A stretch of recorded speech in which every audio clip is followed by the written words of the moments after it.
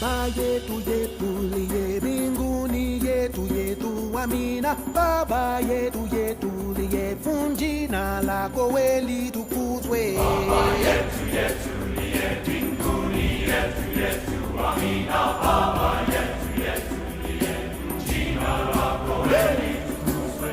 Utupe leo chakula chetu, tunachohitaji utusamehe makosa yetu, kama nasi tunawasamehe wale yotukosea, usitutie katika majaribu, lakini utuokoe na yule mwovu milele.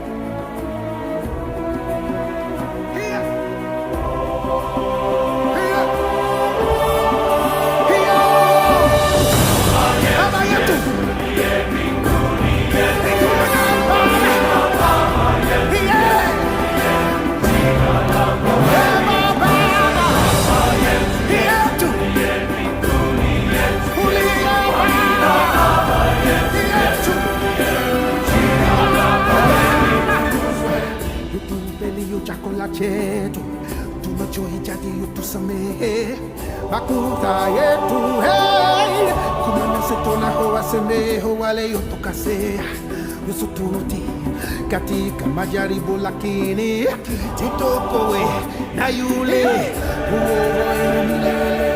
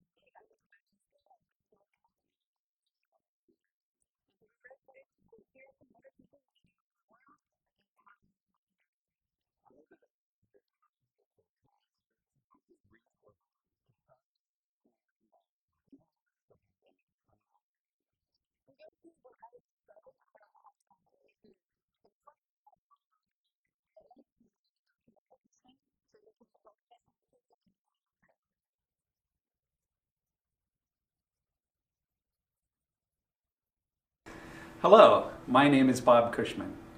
As president here at Pacific Union College, I want to welcome you to our virtual I Will Go conference being hosted here at PUC this weekend. It is my prayer that each of you and your ministries will be both inspired and blessed by the conversations and presentations being held here this weekend. As we begin, I would like to start the weekend off with prayer. Father God, I want to lift up each participant in the I Will Go conference that's being hosted here this weekend. I ask that you will both inspire and bless their ministries and their outreach, that your Holy Spirit will fill each of them, that they will not only draw closer to you, but be better equipped to reach those that you need to know. In Christ's name we ask it. Amen.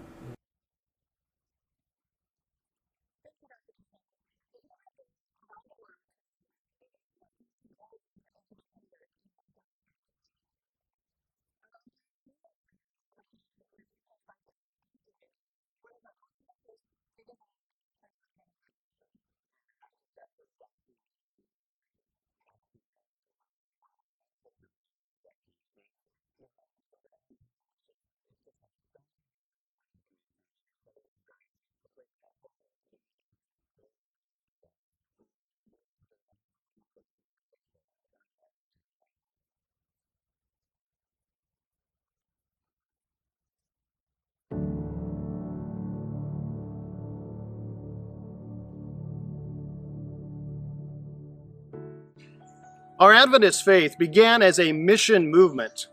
It was based on the firm belief that Jesus was going to come and that the world needed to know.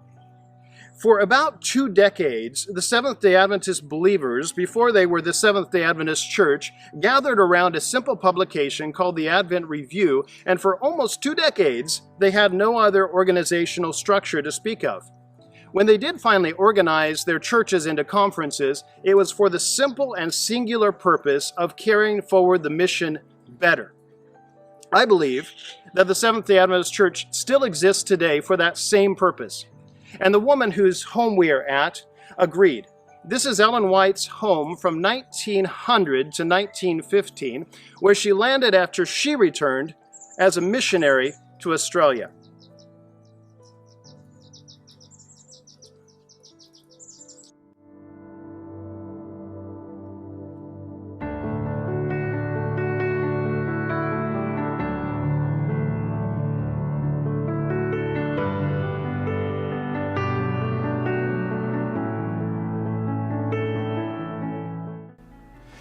Many Adventist pioneers gathered in this very room for worship at Ellen White's fireplace. You know, those early Adventist pioneers, as they shaped the mission, it became clear that there was a guiding principle. It was the belief that God was trying to restore human beings to his image and likeness. And that restorative principle led the early Adventist pioneers to innovate in a variety of ways. A couple of three key innovations were that they developed healthcare organizations in order to attend to the whole person in that restoration mission. They, of course, developed publishing houses because they needed to get the word out, and they developed educational institutions in order to train young people both for life and for mission. Here at Ellen White's table, so many Adventist pioneers gathered, and no doubt they spent time reminiscing about the early days of mission, but most of them, to their very last breath, continued to innovate. Here at this chair or that chair right there sat Merritt Kellogg. Merritt Kellogg, along with his wife Louisa and his son Charles, were the first Advent believers to show up in California. They had come across by wagon from Michigan, and Merritt had actually had a shoe fail, so that he walked several hundred miles barefoot, but finally arrived in California, began to share through literature, through small group study, and ultimately began the work of the Seventh-day Adventist faith here in California. And throughout his life, he continued to do mission service. He became a missionary doctor and evangelist on the missionary ship Pitcairn. Then, of course, there's John Loughborough, who sat at Ellen's table as well. John Loughborough was the consummate Adventist missionary to California. He came in 1868 on the bidding of Merritt Kellogg, actually, and also because he had a dream. He said he had the dream 20 or 30 times that winter, in which he saw himself get on a ship and go out to California and begin to preach. So he did. And he spent most of the rest of his life preaching here in California with occasional missionary forays elsewhere. But John Loughborough was a great builder of the work here. He began so much. The first churches, the first publishing house, Pacific Press. He was involved in the development of the college, and so on and so on and so on. And of course, then there were Edson and Emma White. Edson sitting at his mother's table along with his wife Emma, and the two of them, they answered the call back in the late 1890s to go down to the Mississippi to work with former slaves there. Edson devised a way to have a ship built so they could have a houseboat, because it wasn't safe to live on land. They had to go up and down the river, keeping free from the racist mobs that were there to attack them. But in the end, they managed to establish some 50 schools, including Oakwood University, or what is Oakwood University today, a publishing house, and so much more. And of course, then there's Ellen. I'm sitting in her chair. Ellen was one of those rare characters, so much so that I believe that there was not much that happened in Adventist mission during her lifetime that she didn't have her hand in. Such a heritage of mission. And again, it all circles around that restoration principle, that God is trying to restore people to his image, and he invites us to partner with him in that.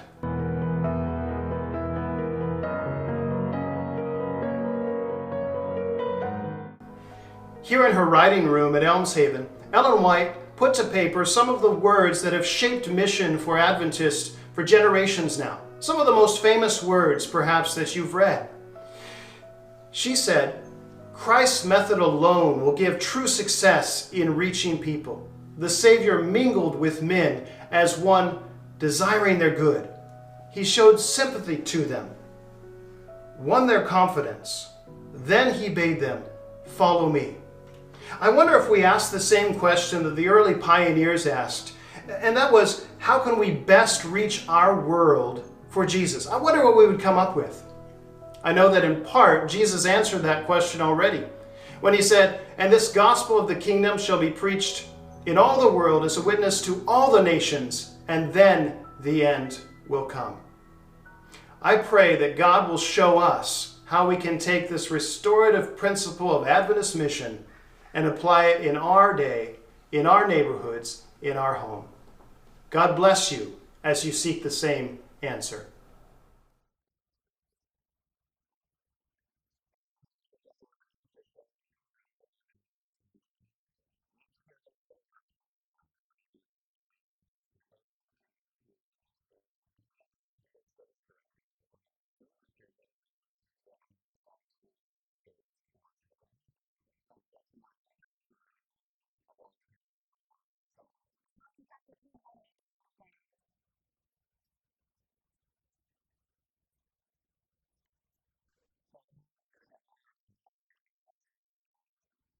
Okay, I'm doing great. How are you folks doing?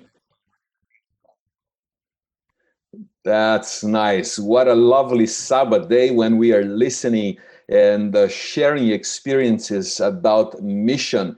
And I'm delighted to be here in this I Will Go online version with Pacific Union College friends. And what a joy to see the roots of what is our DNA as young adults of the Seventh-day Adventist Church and our friends. What a joy to have mission in our DNA. What a joy to have this passion for people, for service, and why not for making a difference in the world today?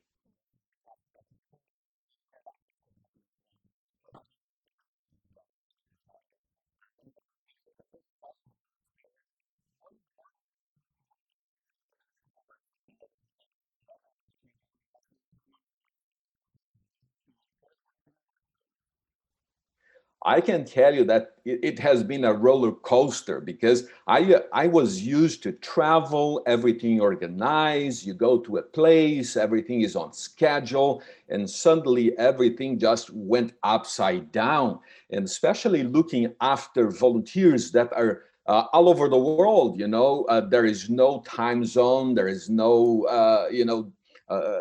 let's say a day or night. You need to be present, especially as some of our volunteers face some challenges and needed to be evacuated from where they were working and serving.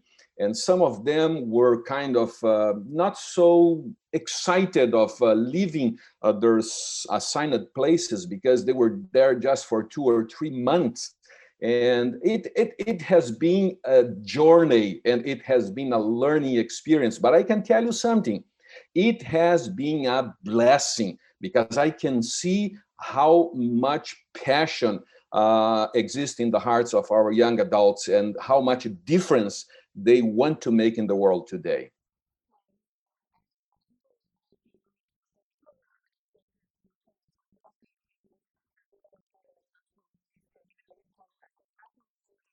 Mhm.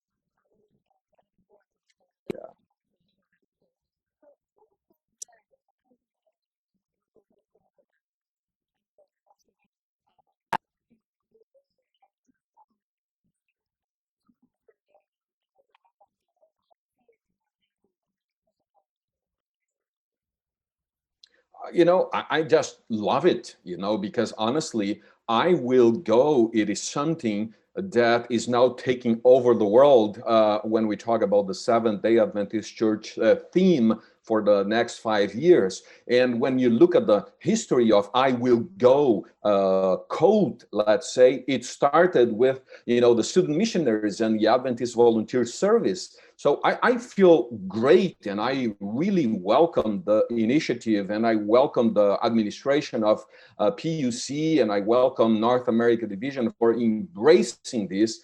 And I believe this could be a trend for the coming next few years, because we will need to do a lot over the internet. And I can tell you something, young adults are the most prepared people in our church to share good things over the internet.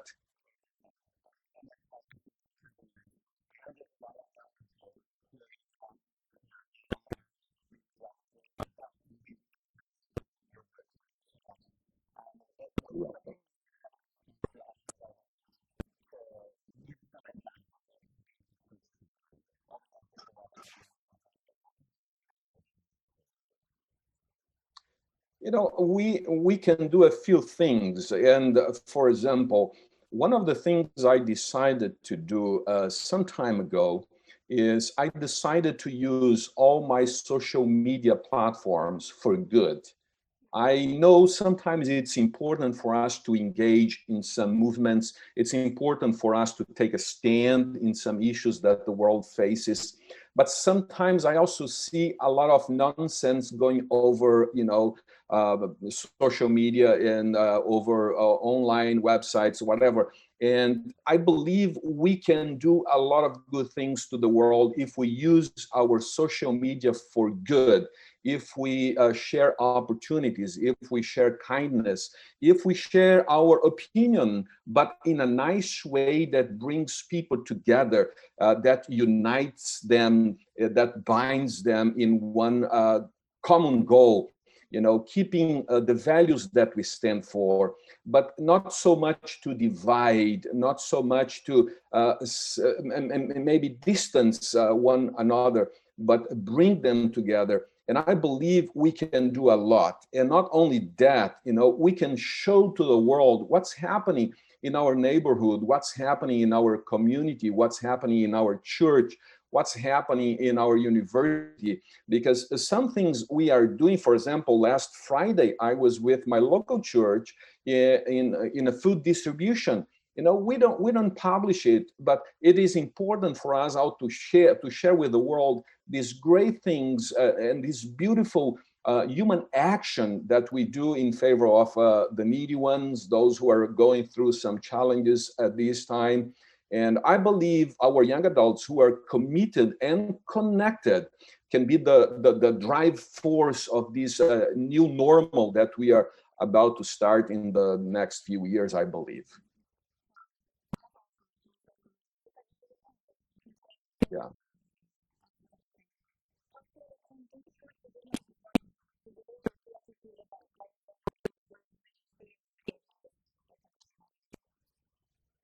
You are welcome. We are on this together.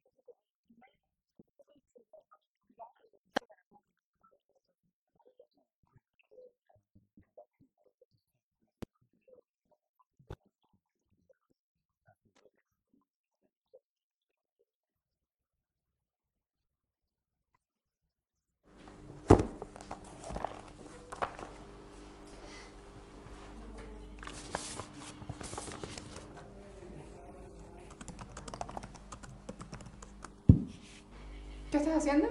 Nada, miraba un poco la página del I Will Go que hicieron en Perú porque este año se organiza allá y tengo un poco de ganas de ir, pero estoy viendo si voy, si no voy. ¿Vos qué haces? Sí, me encantaría. Sé que el primero se hizo acá en la UAP, pero no me acuerdo en qué fecha, en el 2010 más o menos, creo. Fue en el 2011, me acuerdo, yo estuve ahí. Daniel y Rigoberto fueron los que iniciaron con toda esta idea, que era para capacitar a los misioneros de acá de la UAP. Al principio parecía una idea muy loca, pero todo se fue dando al final. Che, eso sí es verdad.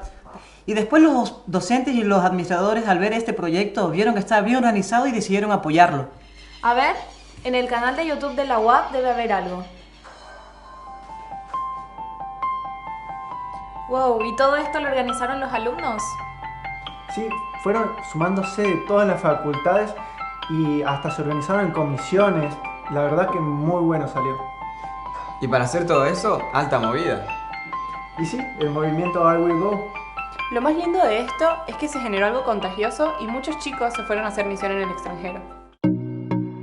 Desde pequeño yo tenía el gran sueño de ser misionero. A través de los testimonios del I Will Go, yo descubrí que esos sueños podrían tornarse realidad.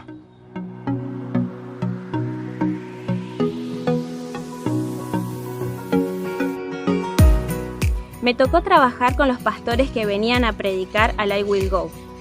Me contagié de su pasión y por eso decidí irme de misionera a otro país.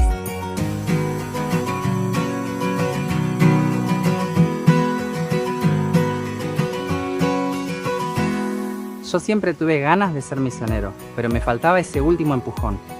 I Will Go me mostró que existen oportunidades y que son reales y que mi sueño podía ser posible.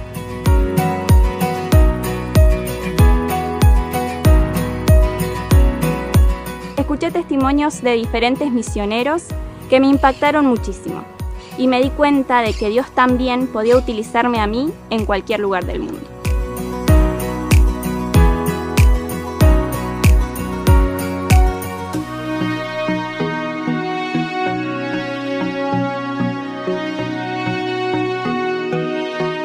Me acuerdo en aquella época estaba ayudando en la organización del evento y fue tan lindo lo que vivimos que me dieron ganas de ir de misionero al extranjero. Los chicos no solo salieron a otros países, sino que acá en la UAP se crearon grupos misioneros que empezaron a salir a las localidades cercanas.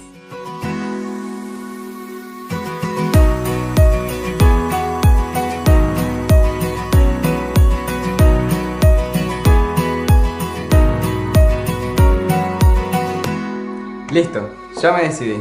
El año que viene me voy de misionero. ¿Te sumás? ¡Ey, de una, vamos!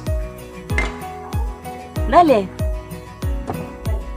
¿Seguro? ¡Vamos! ¡Claro que sí! ¡Vamos! Sí, obvio, vamos. ¡Dale, vamos!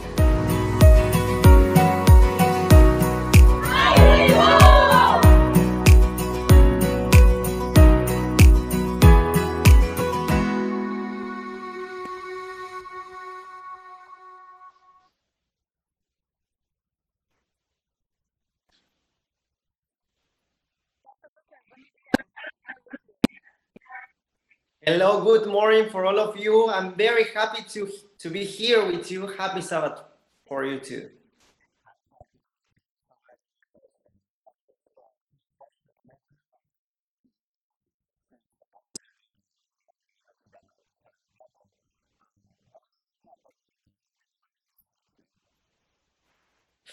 Wow, almost 10 years. You know that time is fast, is running very fast. And after I will go our university, even we could be the same after that. Change everything, change our plans, change our mind, our dreams. Because right now we have the big challenge to prepare our students, not only to be a good professional, guys. I mean, to go and share the gospel around the world. So I Will Go was a very beautiful moment for our university also.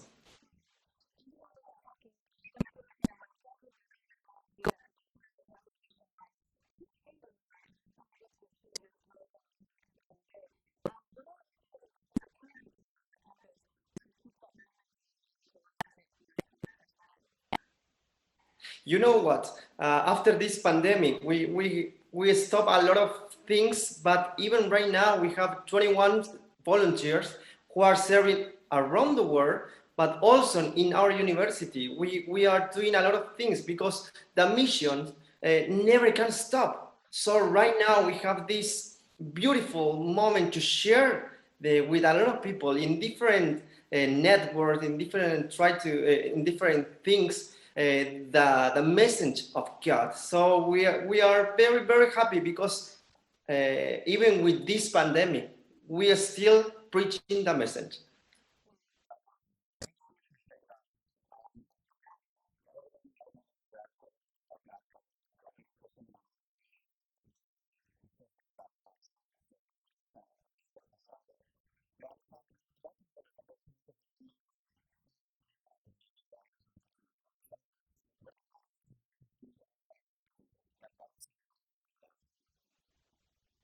You know, young people, I have something to say you right now. God needs you. The church needs you. We can't wait for our leaders even. We need to stand up and say, God, I'm here. I want to give you my heart. I want to give you my life, my time, my resources, my skills, because I understand. I understand. I am a part of the big army of young people who are preaching the message, because right now is the time. Now is the time. I want to see God in the second coming of Jesus. I want to be like today, with my eyes seeing the heaven and say, God, we were waiting for you and you are here with us now. But for that, we need to preach. You need to you need to be a part of this army. And please, young people, give all of Jesus. And for sure, you will have a part in this beautiful army.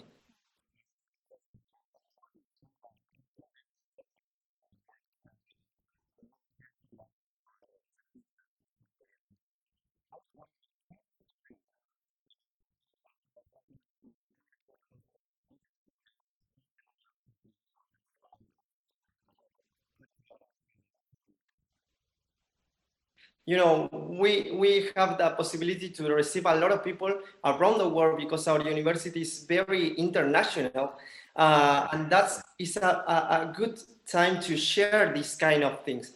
Also, my wife and I, we were missionary in Asia, Central Asia a few years ago. For sure, after that moment, when we come back and we share this, we say to the young people, I can tell you about that, but you need to live that. You need to go there. You need to prepare yourself. You need to go there and preach. We have a lot of stories about that, but it's the same. I can tell you a lot of stories, but you need to live one of these. Please give your heart, give your time to Jesus. For sure, you will have a story to tell to other people.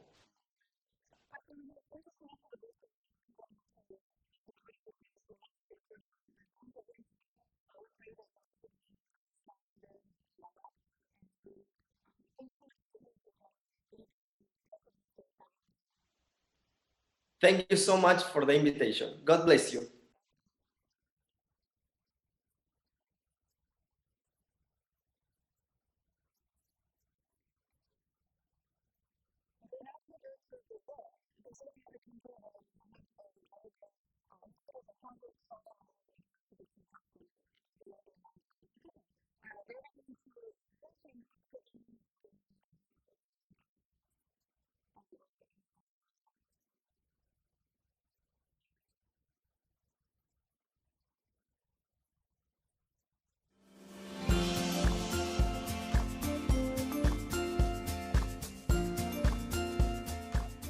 The South America division has been very blessed with the movement of sending and receiving volunteers through AVS. We've had considerable growth in recent years, thanks to actions that I believe were and are essential for this. I would like to share with you what some of them are, and perhaps this could be an incentive for this important service offered by the church to grow in other places as well. Let's go. The first action. We chose 3 goals that are common to all unions here and that are strategic for us. Number 1. We need to make AVS more and more known to all members of the church in our territory. Number 2, to establish transcultural missions school in each conference or institution of our division. Number 3, to encourage and organize mission trips movement for groups in the SAD territory as well for around the world. These 3 goals are, for us, common to all unions. We talk about this in training, in administrative meetings, in congresses for young people all the time, so that everyone knows very clearly in which direction we are going. This unit of thought and action, for sure, makes us stronger and we move faster. So, second action. We are strengthening the partnership with the youth ministry in South America Division. You know, the main audience for AVS is young university students. So it's more than logical, it's necessary to work in partnership with the important youth department. Third action. Every 2 years we have a beautiful celebration of mission and volunteering that we call I Will Go. It's an international meeting where we share many testimonies, we give training in plenary sessions and workshops. And we also participate in a super mission fair where different ministries have the opportunity to share what they are doing and, of course, recruit volunteers. But you know, the most important thing, it's our young people. Yes, they want to live the experience in the cross-cultural mission. We need to challenge them. They feel that this is the moment. They need to make a difference for the church. They know the prophecies and they don't want to waste this opportunity. So this is our time. Therefore, by God's grace, here in South America Division, we will continue saying, I will go.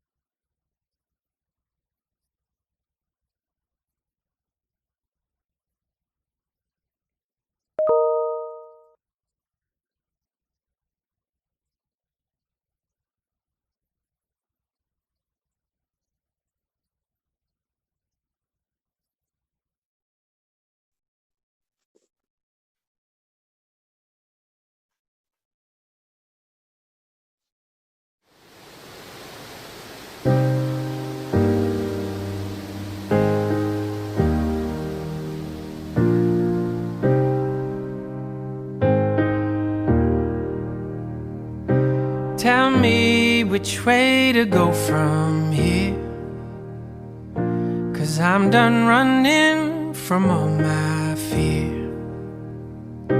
Tell me which way to turn to find, 'cause I just left all of this world behind. For that water never thirsts to even quench the worst, believe me. And all that hunger in my soul, no menu that I know could feed me. Tell me that it will be alright, 'cause I just traded, got some faith aside. Oh, I got some faith aside, so I can keep walking. I will keep walking, oh, until I find my way home. You know I'll keep walking, I will keep walking, oh, until I find my way home. Tell me that you will lead my ways, even when my feet get in your way. Tell me, 'cause there's no turning back, 'cause what's behind, I've watched it fade to black. For that water never thirsts to even quench the worst, believe me. And all that hunger in my soul, no menu that I know could feed me. Tell me that it will be alright, 'cause I just traded, got some faith aside. Oh, I got some faith aside, so I can keep walking. I will keep walking, oh, until I find my way home. You know I'll keep walking, I will keep walking, oh, until I find my way home. You know I'll keep walking, I will keep walking, oh, until I find my way home. You know I'll keep walking, I will keep walking, oh, until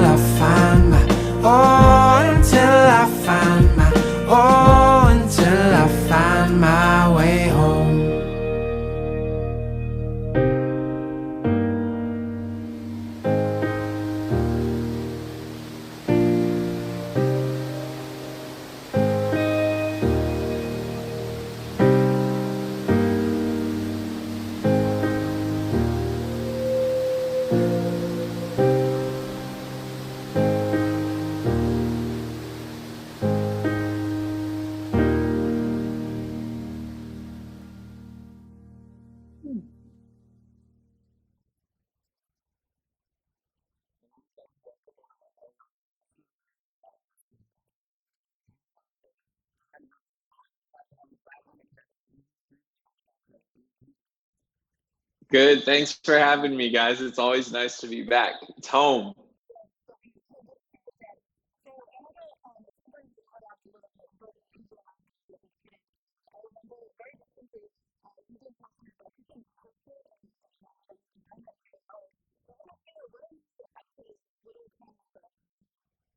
Yeah, so I am working, I'm in Loma Linda, and I work in emergency and trauma at the hospital.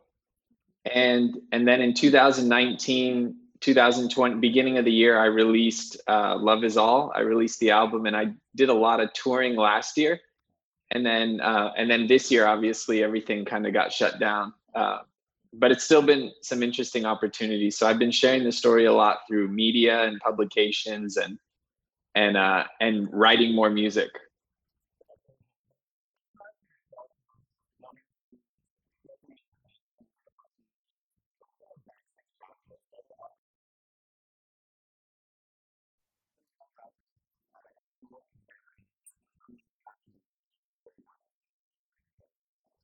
Yeah, I say a lot of the times with art or music, for me it's music. It has everything to do with everything that's not music, and I think especially when you put it into the realm of mission or Christian music, I think it's important to connect to the source of what you're doing. And so before putting something out there, before connecting to the story that you're going to share, it's really important for, like, you're the first mission, right? Like of art, you're God's mission, and then you share that story that God has given you. And so I'd say, like, as you take the time to share, make sure God is connecting to the heart of the story.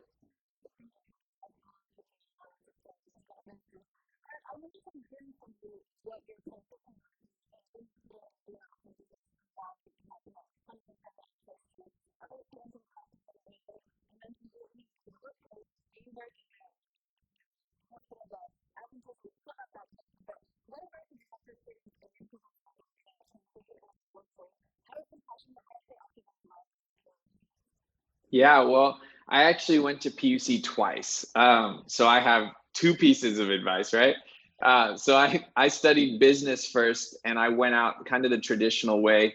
What I wanted to do after that was start a music production company, and move to San Francisco. And my goal wasn't necessarily connected to mission at that point. It was just connected to, hey, I want to be successful. And I think that's kind of, you graduate college and it's like, hey, I want to make my mark on the world. I want to be successful. And that's how I left PUC the first time. I initially went out to kind of set out to be a famous musician. I was doing pop soul music. And as that road kind of progressed, about 3-4 years into it, I really felt the tug of God calling me to purpose. And what I realized is those two roads that the purpose road that I felt God was calling me down, and the road that I was kind of chasing to success or fame or any of those kind of things, they were divergent. So I felt myself going in kind of two different directions. And the purpose voice that I was hearing from God was this thing that I couldn't ignore. And that brought me back to PUC. So I actually canceled my pop soul album, canceled my national international tour, and came back to PUC to study nursing. And when I came back the second time to study nursing, it was, I wanted to do something that my hands were directly connected to mission. And so I came back very connected to where God was leading, and definitely felt like I was led back into that place. And so it was a completely different experience. And so graduating the second time, I really went out with, how can I use what I've gained to serve? How can I use what I've gained to be an impact? And both of the things that I had gained at that point were music, and then this newly created thing of healthcare.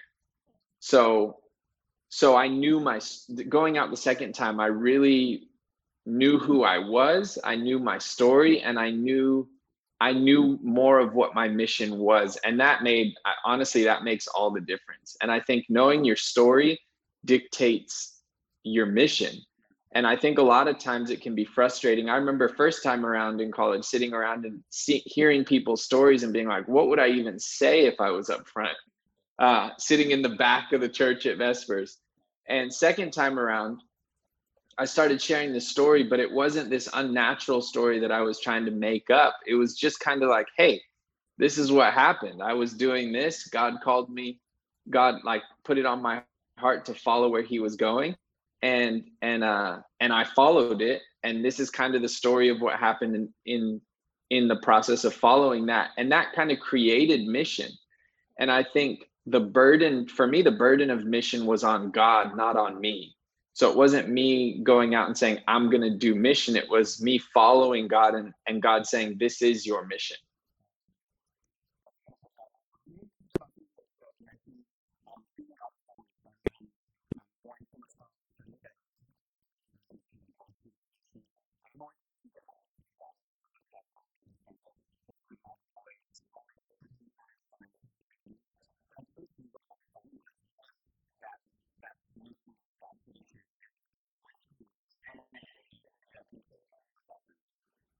Yeah.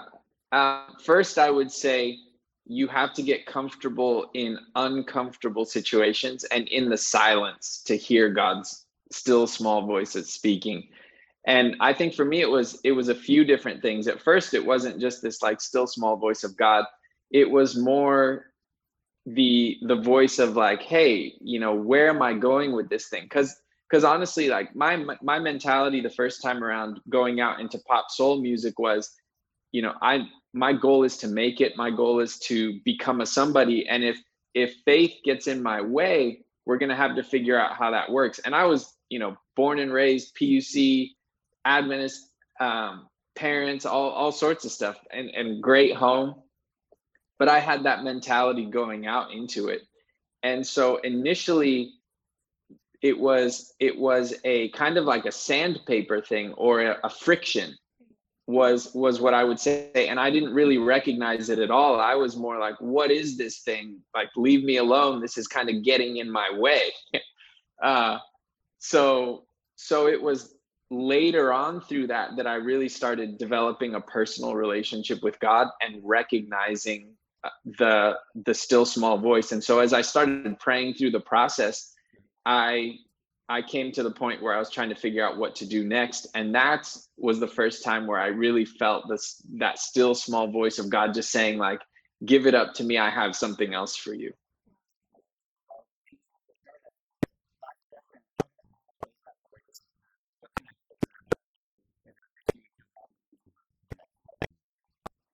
Yeah, I think 2020 in general has been an interesting year for a lot of people. And I like Isaiah 55:8 says, for my thoughts are not your thoughts, neither are my ways your ways, declares the Lord. As the heavens are higher than the earth, so are my ways higher than your ways, and my thoughts higher than your thoughts.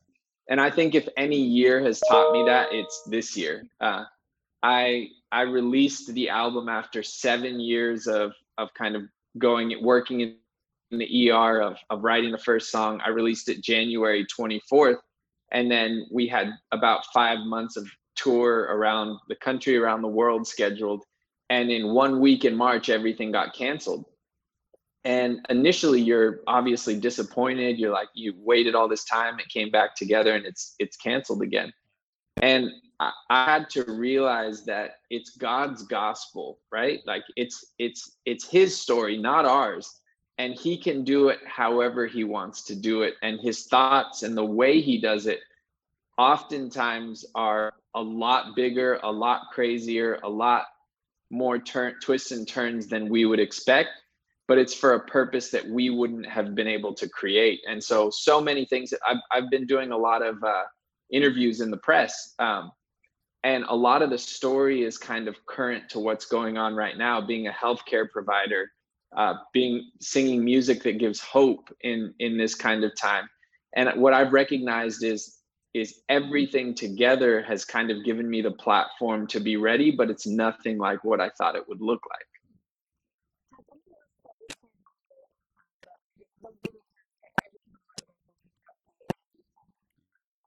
Absolutely.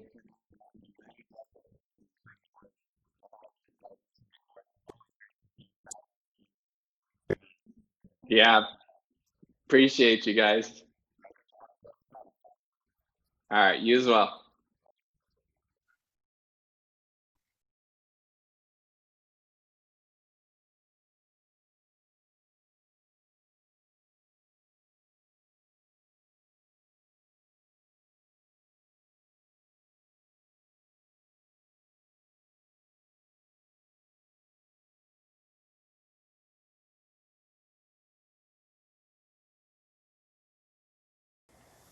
Hello, my name is Yvette Ruban. I attend Andrews University, and I was a student missionary for the 2018-2019 school year on the beautiful island of Pohnpei, Micronesia, as the pre-K and 9th grade English teacher.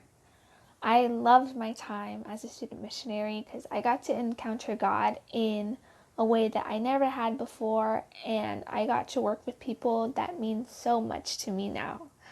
Leaving the island was really hard because of all the memories and all the people that I had come to care so much about, and also because I wasn't sure what I was going to do when I got home. Yes, I was going to go back to school, but I wasn't sure how serving God would look like. So in Pohnpei, it seemed more obvious to me, like I was there to teach. I was there to serve in the church. I was there to help others. What God wanted me to do seemed more obvious. But at home, I wasn't sure how God wanted me to serve Him. Well, I was an officer this past school year for the Student Missions Club, and we had a few service projects where we would serve at a soup kitchen. We would make packages and hand them and give them to homeless people in a nearby city, and I would help at my local church collecting offering. But then when coronavirus happened, the school closed, the churches stopped meeting on Saturday, and I was looking for something else to do, somewhere else where I could serve. My church called for volunteers to help hand out food, deliver food to people, and buy groceries for those who couldn't leave their houses because of coronavirus. So I helped deliver boxes, and I have been getting groceries for a sweet elderly lady in my community, which I really enjoy because I have made a new friend, and this experience has also shown me that there is always opportunity to serve. You don't have to go to the other side of the world to help others. We can be missionaries in our local community.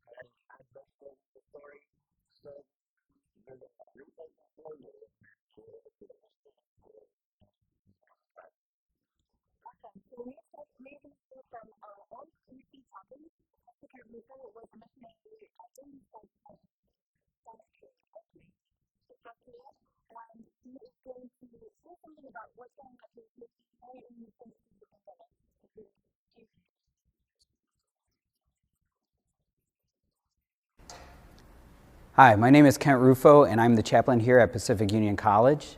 I don't know if you've ever been here to this college, but if you ever get a chance to come here, you'll see that one of the boys' dorms' name is Granger Hall. Now, if you like history within the Adventist Church, you would find out that William Granger, who was our second president here, was also one of the first missionaries to Northern Asia. I think he was actually the first missionary to Japan. Now, PUC has a long tradition of mission work. And if you understand and you know the story of William Granger and how he came to faith, and then what God laid on his heart to be a missionary and to actually recruit other missionaries, it's amazing. And I do want to refer you, here's my plug, to the PUC channel on YouTube because I tell the complete story of that.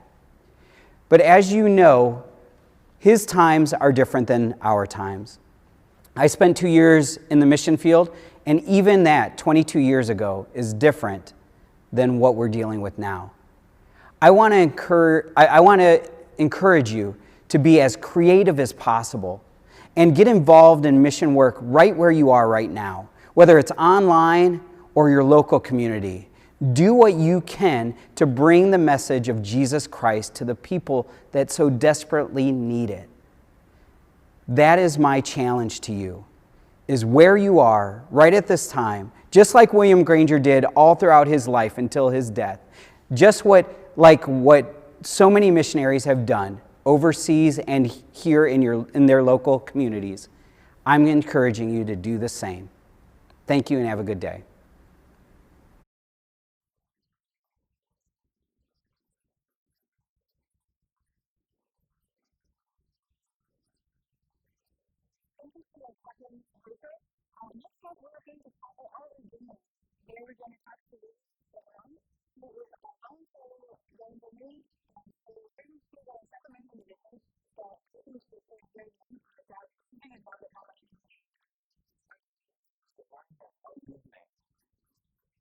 Hi, I'm doing fine. Thank you for having me.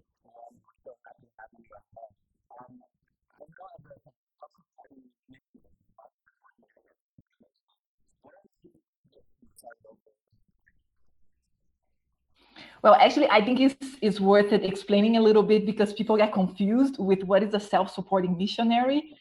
We actually usually call it a tent maker also to help create a category because it's a very different type of work because tent makers are missionaries and at the same time they provide for themselves as they are in the field. So this is very interesting because you get to not only witness in church or through projects, all the types of missionary projects we usually do connected to the church, but we also as tent makers get to witness to the people that we wouldn't have access otherwise through what we call marketplace theology, meaning that we are inside of the marketplace through a normal job, holding a normal job. And that's what my husband and I do. So this is the main focus of the work for sure. I am an educator, so I work mainly as an educator. And my husband is a software engineer and he has his own company. So this is another model of missions that maybe not many people know, which is mission, business as mission, we call BAM. And that's what we do here. We also had the privilege of being part already in these 4 years that we have been living in Germany of a church planting effort. And we were able to plant a church in a village. We call village in Germany, but of course it's different from what we think of village in other countries. And also I had the privilege of working with refugees in the beginning of the time that we were here, because we came right after the peak of the refugee crisis, especially with Syria and everything else. Nowadays, this is a little bit different, the situation with refugees, because most are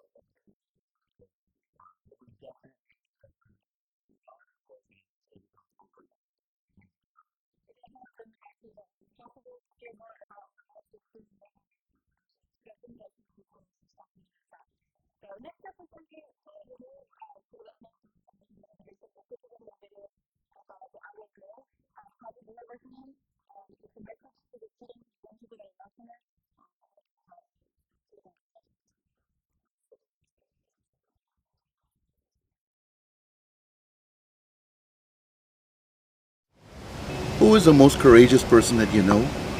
What makes you think of that person? It seems like the people who usually come to mind are those who are willing to take big risks to make life better for someone else. Jesus is, of course, the best example. He risked more than we can imagine when he left his home in heaven to live with us, to teach us, to heal us, and even to die for us. Why? Because he loves us so much, he wants us to enjoy an abundant, eternal life. When we accept that life, Jesus invites us to follow him back into a world that desperately needs his love and his gift of eternal life. Through the Holy Spirit, he gives us the same courage so that we can share our lives with others, to teach them, heal them, and to serve them in his name. Are you ready to accept this call? The best place to start is on your knees. You and God, along with the Word. You and God with others. Ask him what his mission is for you. Ask him to guide you as you look for opportunities to serve. Start at home. Practice an attitude of service and humility with your family, friends, and co-workers. Check on your neighbors. Find out what the needs are in your community and how you can be involved. Join your church or school in community service projects. These are excellent places for courageous missions. However, many of you have already done this, but you are ready for a little bit more. If you talk to someone who has served as a volunteer missionary, they will be the first to admit it is a sacrifice. It is not easy to leave home and risk safety and even a secure future. But they will also tell you that what God gives in return is so much more. You may also notice that many student missionaries return home with eyes and hearts even more open to the needs in their communities, ready and motivated to make a difference. If you're a student at an Adventist university, contact your campus ministries and they will help you on this journey. They'll help you to explore different options to help prepare you to serve. If you're a student at a public university or have graduated, or maybe you're not in school right now, you still are in good hands. There's a ministry at the North American Division that exists to help serve you. The Office of Volunteer Ministries. You can find the steps for the application process and how to contact the staff and more information at hesaidgo.org. So where can you serve? There's a great list of long-term volunteer mission opportunities posted through Adventist Volunteer Service. To find them, go to hesaidgo.org, long-term missions, and choose opportunities. We are currently processing applications for mission organizations all around the world, but we are carefully monitoring travel and health conditions which may impact the timing and availability of many locations. Because of these current challenges, we are excited to give some extra love and attention to the islands of Guam Micronesia Mission, as well as the United States and Canada, all here in the territory of North American Division. With over 90 openings to help empower islanders through quality education in Guam Micronesia Mission, and around 60 openings supporting church ministries and outreach in the United States, there is plenty to do in our own backyard. Perhaps you're wondering about the cost. The opportunities in the United States and Guam Micronesia Mission take care of accommodations, travel insurance, a living allowance to cover food and personal expense, and sometimes travel to and from the location. The main cost is usually the travel expense, if it is required.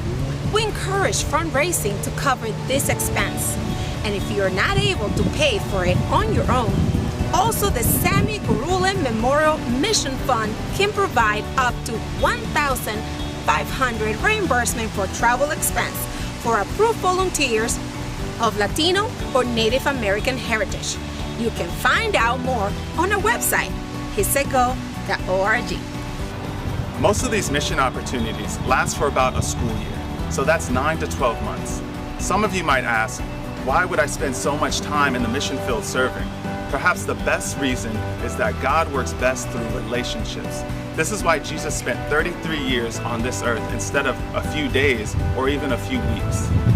When you allow God to use you and your time to develop intentional relationships in the role in which you serve, you're more likely to make a long-term impact. Also, it gives you time to experience and learn a little more about the culture and the community. Grow your relationships with God outside of your comfort zone and develop new skills and confidence in leadership.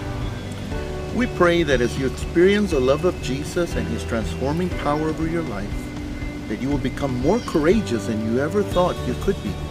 That the same courage we saw in Jesus will inspire you to answer his call and to follow him even to the ends of the earth.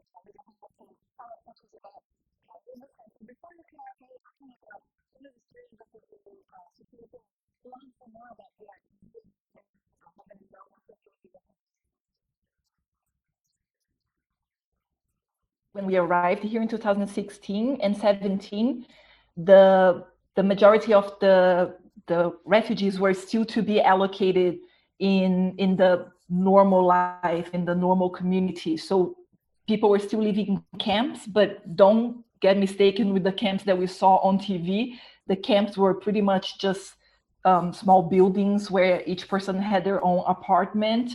And that was the process that they were waiting for their status as a refugee, because only once they get the status of refugee, they can apply for jobs and study in the country and move out of the camps.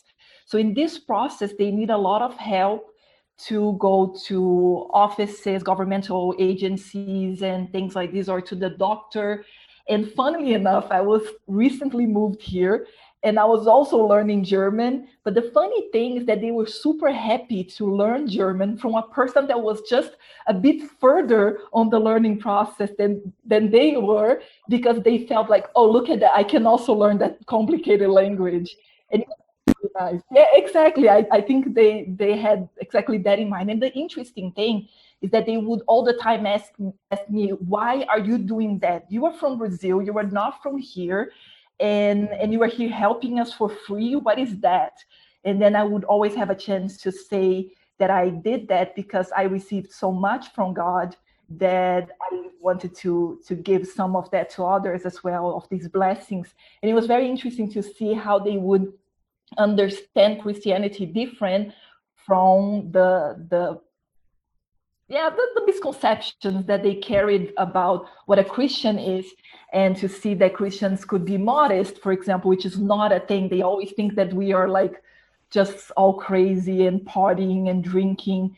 And this whole thing of seeing a Christian that was completely different from their mindset, of what they brought from home, was very interesting for them. And especially because then I'll get to share that I also don't consume alcohol, or I don't drink, I don't eat pork, and all these things that we have in common with Muslims was always very curious for them.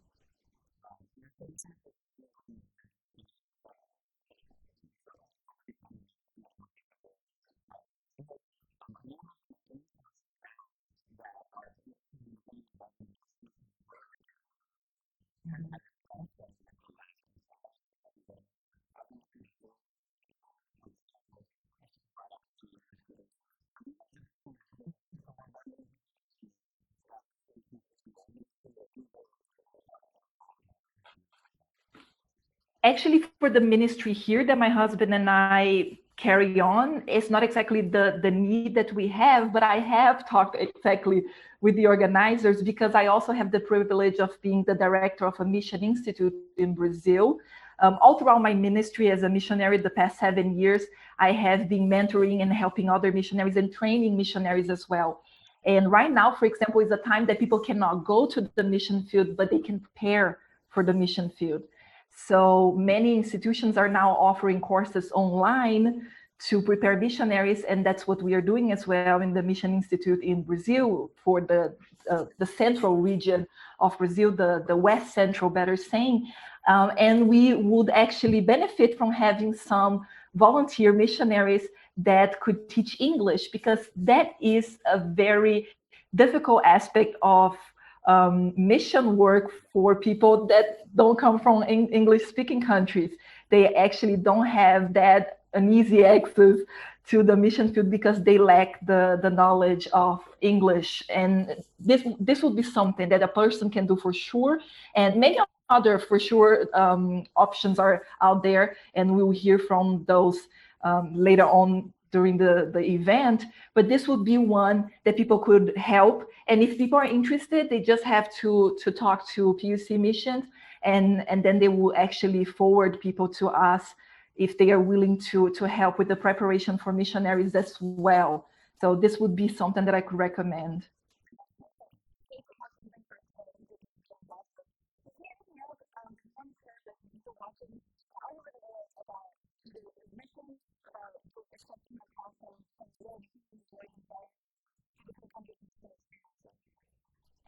Sure, I would love to actually remind people and help, especially the ones that have been reaching out to us and asking, what can I do right now? Right now, I feel like powerless, that I cannot preach the gospel. I was planning to go on a mission trip, or I was planning to go a year abroad as a student missionary, and people are feeling like they cannot do anything. But actually, we have to remember that sometimes in the Bible, God would also take people away from the work, or at least put them apart a little bit to rest or to prepare for the next phase of the work. God did that even with Elijah, for example. He took him away a little bit when everything was very crazy in his ministry, and just left him there by the river and fed him and took care of him. And I think it's very important that we realize that maybe this is the time to go a little bit to a calmer place and just take time with God, because we forget that the same Jesus that told us to go to the end of the world, he also said that we should first wait for the Holy Spirit to descend upon us, and then we would be witnesses to Jerusalem, Judea, Samaria, and then the ends of the world. And I think it's important to remember that right now, that is a time to analyze our own lives. Even if we have a desire for mission already, we have to analyze ourselves and think, am I already prepared for that?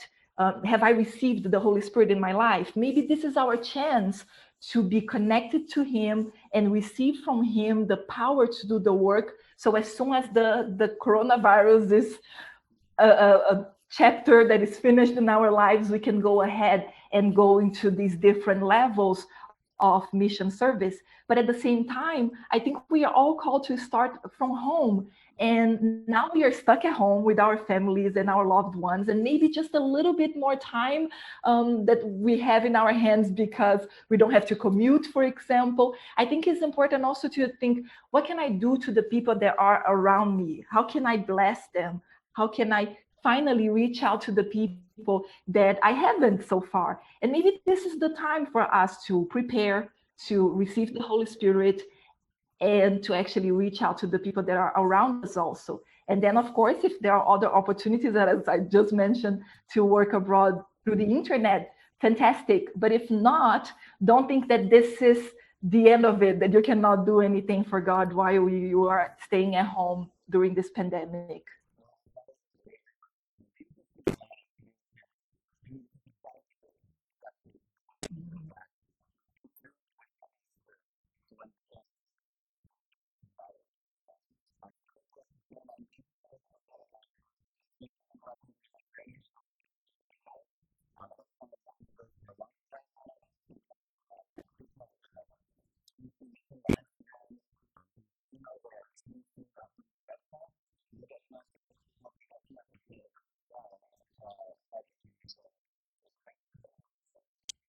My pleasure. Thank you. Bye-bye.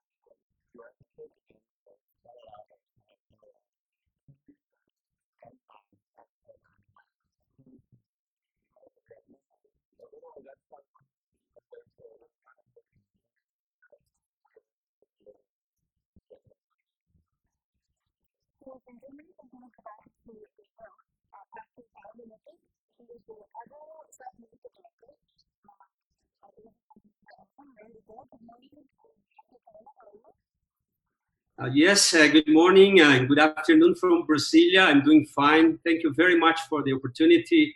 And I want to congratulate PUC for this great initiative. We need more young people in the front line of our mission. I used to be missionary myself for 18 years, and we're a missionary family. My son, Marcos Lopez, he is a volunteer working with Albert Kuhn. I think he's watching now. And so very excited to see what you are doing.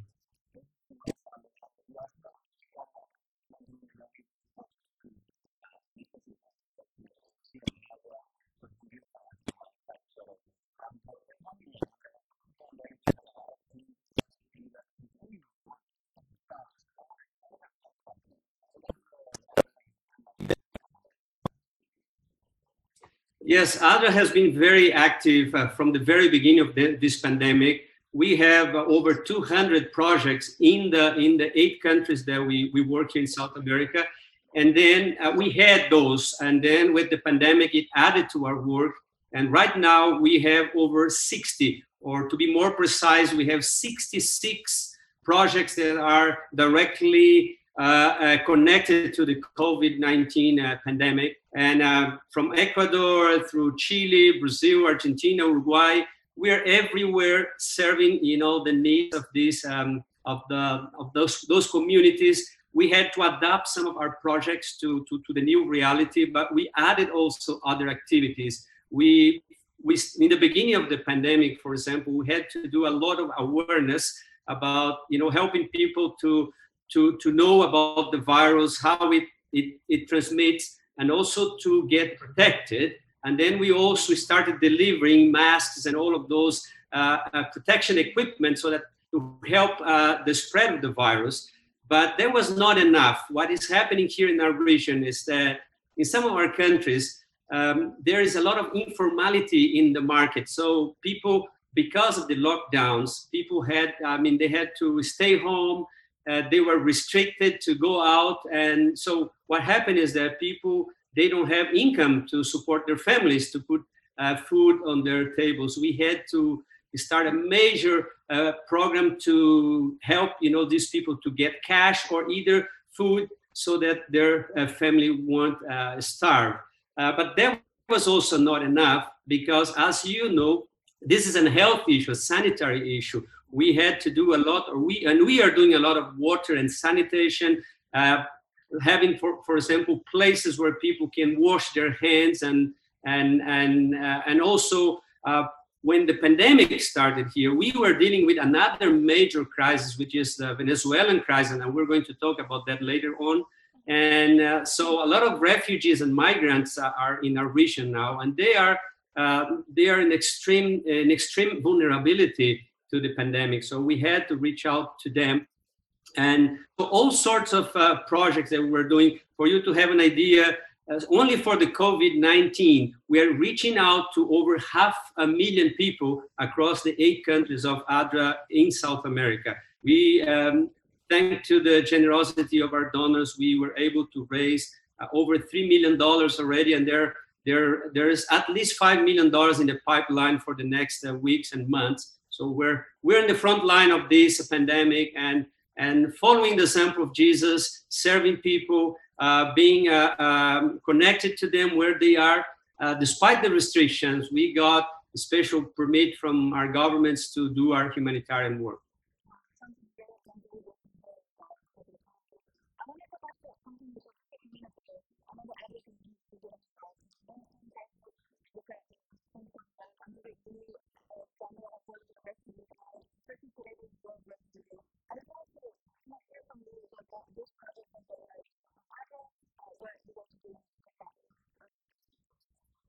Yes, it's a good reminder. Today is World Refugee Day, and it's our Refugee Sabbath also. It's in the calendar of our worldwide church, and we're doing a lot in promoting the day today. But specifically about the work of Adra, we have an unprecedented crisis, refugee and migration crisis in our continent. Over 5 million people left Venezuela because of the political and social situation in the country. And out of those 5 million, we have over 2 million refugees and migrants from Venezuela that are scattered across our 8 countries in South America. And we have been very busy. And again, we were able to raise to the moment over $20 million in funding, and there's more funding coming in. And with that, we have been able to serve in the last 2 years over 800,000 refugees in our countries. All kinds of support, because I have been myself to various of the borders that we have, and Adra is working in all the borders where the refugees are coming to our countries, like the border between Brazil and Venezuela, between Chile and Peru, and then Ecuador and Colombia, and also between Argentina and Brazil. I mentioned that. And so everywhere we are trying to help these people. They come, without anything. So we need to provide them. When they come to our countries, they cross the borders with almost everything, starting from food, hygiene, materials. We set up some special places for them to breastfeed, for example, their babies when they come. It is a tragedy, but we are so blessed as Adra to be able to serve, so many people across our region. And we are taking that advantage also to share the gospel of Jesus Christ with them, because they ask us, who are you? What are you doing? What are the motivations behind the service that you provide? We tell them, hey, we're just following the example and the mandate that we have from Jesus himself. So that's, in a nutshell, it's basically what we are doing. I could tell a lot of the activities that we're doing in Peru, in Brazil, in Argentina. It's just an amazing work.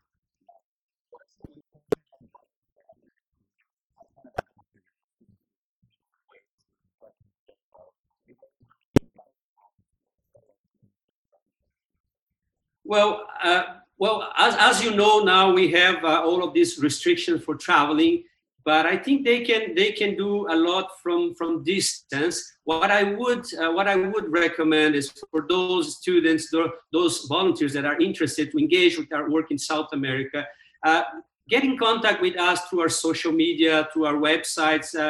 Each of the country offices we have in the region, they have their websites. They are on social media. You can reach out to them through Facebook or Instagram or Twitter, and they will let you know how you can help. But yes, everyone can do a part in this humanitarian crisis that we're facing now here in South America, the refugee crisis, but also now aggravated by the COVID-19 pandemic.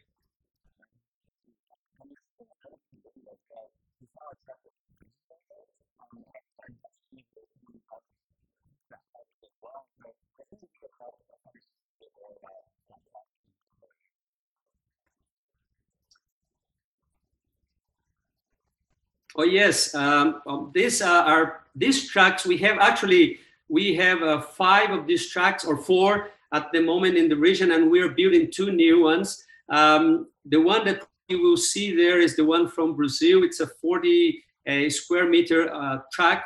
That was the idea with these emergency tracks. They were designed to help in times of emergencies, of disasters, and normally. The track will. I mean, there are some variations to the setup, but normally you have an industrial kitchen that provides thousands of hot meals per day. It can cook and distribute, and also we have another session in the track which is a laundry, a section where you can do all the laundering and drying of clothes, and that's very helpful.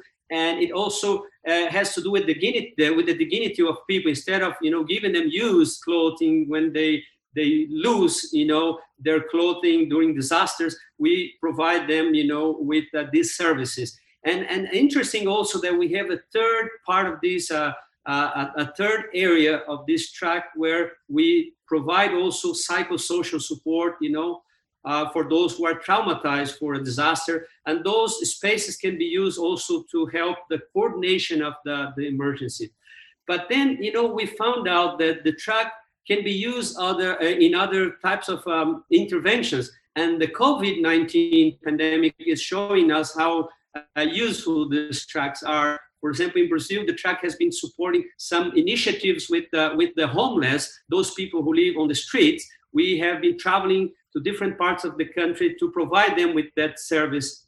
And also in Chile, we have a large track also in Chile, and they are working with the army, with the local government to support also a hospital that is specifically used for the victims of the COVID-19. So it has been a great initiative. We have been helping thousands of people, not only during emergencies, but also in between what we call in time of peace. We can use also these tracks to provide and deliver different services to our communities.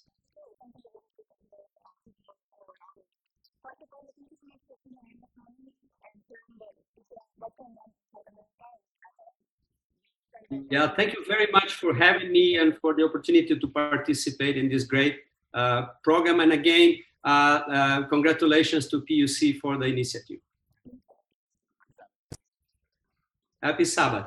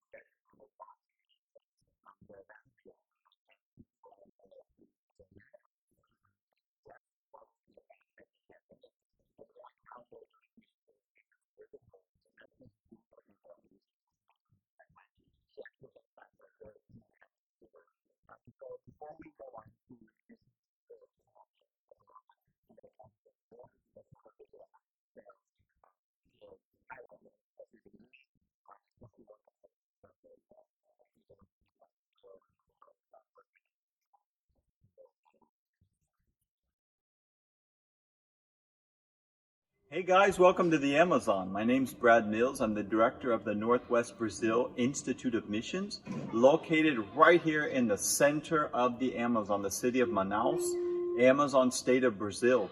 I'm actually talking to you right here in front of the Amazon. Here in our Institute of Missions, we run several different mission programs. And we've actually got groups from PUC that come down from time to time and work with us on our boats. We run the Luzeiro boats that go out taking long-term volunteers into jungle villages and doing medical work, playing with the kids, construction, any kind of social development programs. We also have our short-term 10-day mission trips, the Amazon Lifesavers mission trips, where we receive groups that come down from universities, from schools to come and travel on a boat and work with us here in the Amazon. Also here, I'm actually standing in front of our School of Missions. We have a School of Missions that we train people that come and spend a year to live in jungle villages. So our goal here is to reach the farthest out areas of the Amazon jungle where we don't have the presence of the Seventh-day Adventist Church, doing relevant work helping people, whether it's medical, educational, social development, and we'd love to have you guys come and join us sometime. We'll send you our links for our website, for our Instagram, for Facebook. You guys come, check us out, and come visit us. God bless.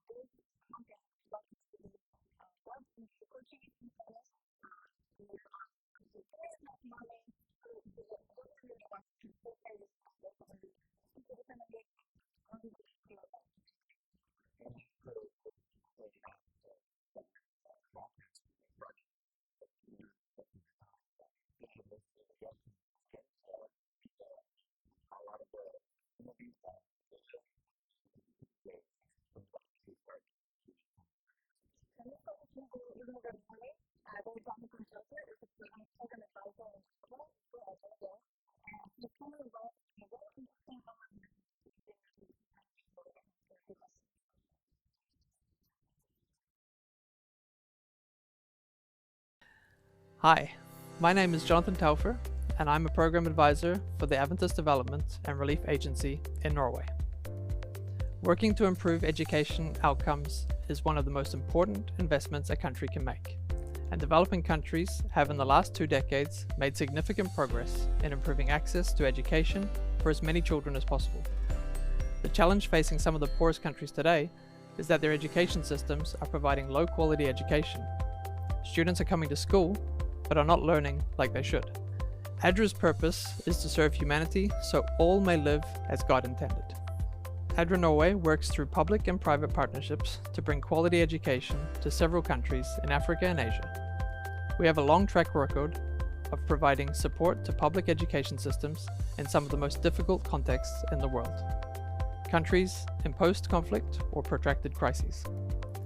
In such context, it can be challenging to provide high-quality teacher training due to logistical and security concerns. In addition, COVID-19 has exposed some of the vulnerabilities we face when operating in a traditional way as a humanitarian organization. Providentially, ADRA Norway has, over the last 3 years, established a partnership with an e-learning company based in Myanmar called Zabai. This allowed us to provide educational content straight to students in schools ADRA supports, despite the school closures we saw globally this year. Zabai specializes in online training courses for users in developing countries. They have developed several courses that ADRA uses in 4 different languages. These courses include financial literacy, entrepreneurship, life skills, and digital literacy. Several of the courses are designed for students taking vocational education. The students ADRA supports are often marginalized in the societies they live in, either due to their ethnicity, religion, or social status. ADRA's goal is to help them get decent work so they can integrate into society and provide for themselves and their families. These courses are distributed via an e-learning platform tailor-made for ADRA.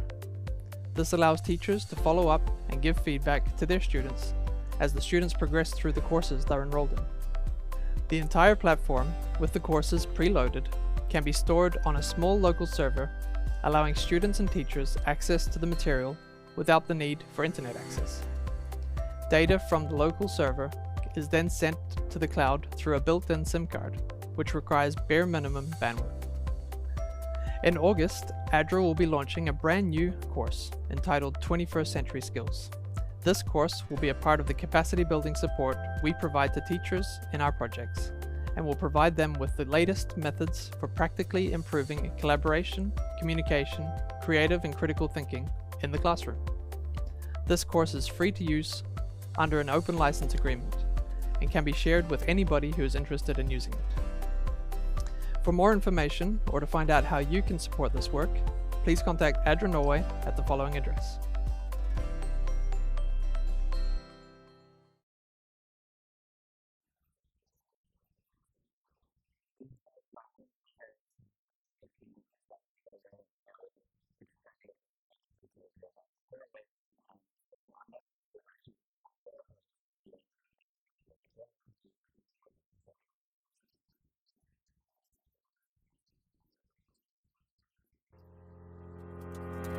Basic education and training is a human right and crucial to reducing poverty in the world. Nowadays, when information technology and mobile devices are becoming more and more common in developing countries, it opens up to use this technology for training. At Zabai, we are working to provide good e-learning solutions for young people in developing countries. We do this by building companies in these countries that themselves develop e-learning.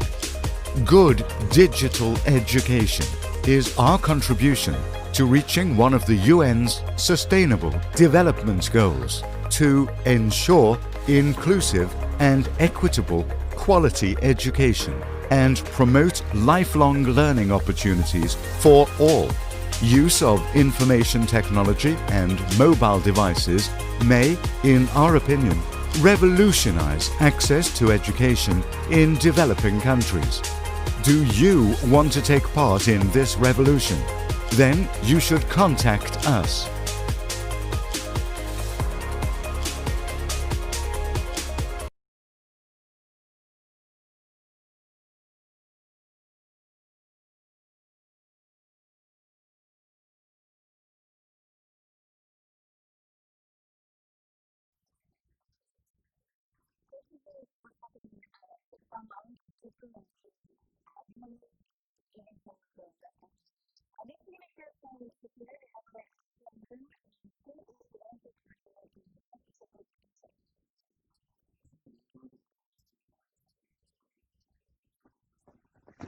Hello, how are you?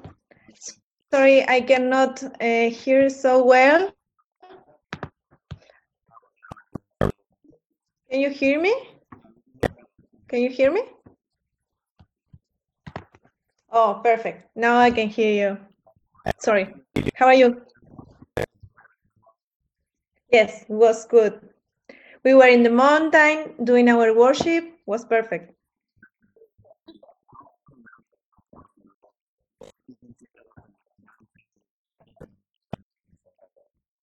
Yes. Okay, we are volunteers from different countries, from Brazil, France, Kyrgyzstan, Tajikistan, from Argentina, from Chile, from Mexico. And we teach English, we teach Spanish, and we train football, soccer. That are our projects. Why? Because we saw that our people here, they need this. It's a poor country, and we saw with these skills, we can help them to reach a better job, a better life, maybe.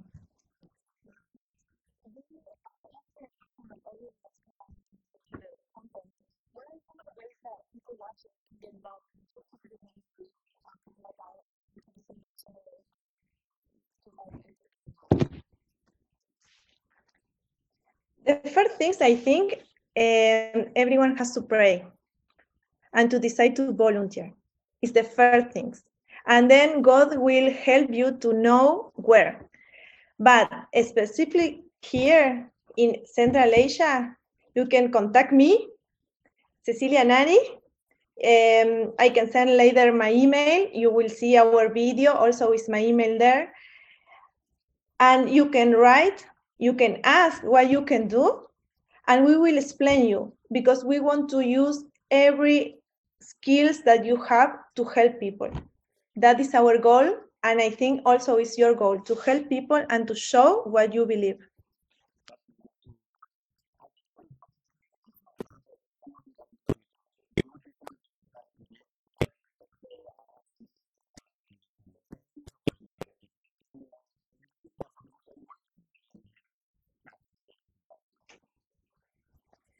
You know, we have many projects, but we need people who can speak English.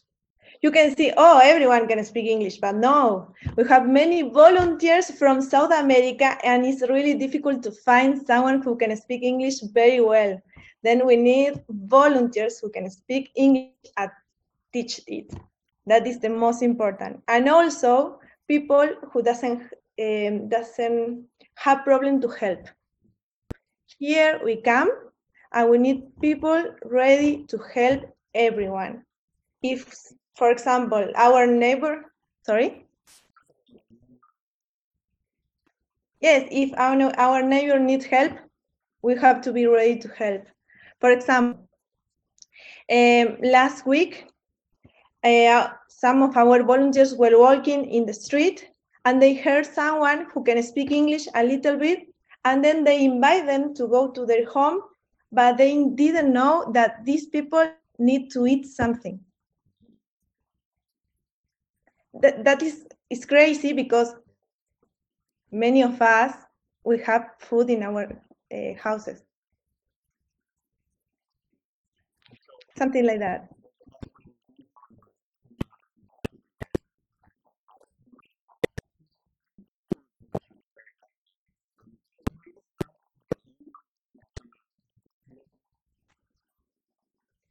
Yes. Online, for example, we have in this quarantine that we had, we teach English, we teach Spanish, we can do it.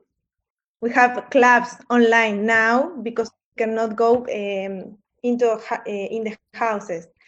And my email is cecilianani@gmail.com.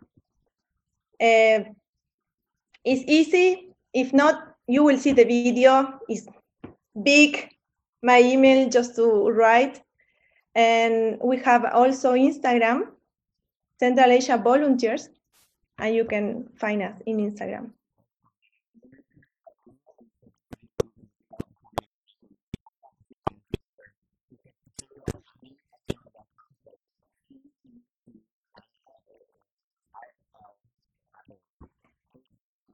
Nanni.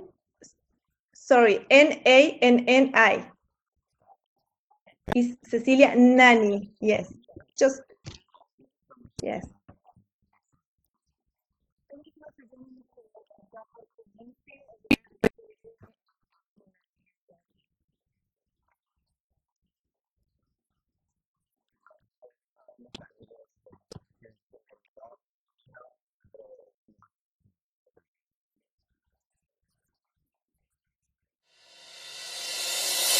Being a volunteer is a unique experience, and when I say it's unique, you have to believe me, because it really is like that. Being a volunteer is to dedicate a part of your life, your time, and your talents to help others to have a better lifestyle. When you're a volunteer, you meet new people who help you see life in a different way. You know other places and cultures that open up your mind. Your values change and strengthen for good. You learn to value the small and simple things of life. You're filled with knowledge that doesn't fade over time and will help you become a better professional tomorrow. Your relationship with God ceases to be words and passes to another level. It's hard to explain, that's why you have to live it. If you want to be a volunteer in Central Asia, it's very easy. You just have to make the decision, talk it with your pastor, and put it in prayer. If you hear the call of God, you just have to write an email to the Director of Volunteers of this union. There are many projects that you can help. For example, football schools, English and Spanish classes, manicure, guitar lessons, Pathfinder Club, gymnastics for men and women, sanatoriums, health centers, teaching center for children, and selling assistant. And surely you will come up with many more. You just have to propose them. A good idea is always welcome. Don't be afraid. Cheer up. And remember when Isaiah said, "Then I heard the voice of the Lord saying, Whom shall I send? And who will go for us?" And you can say like Isaiah, "Here I am, send me."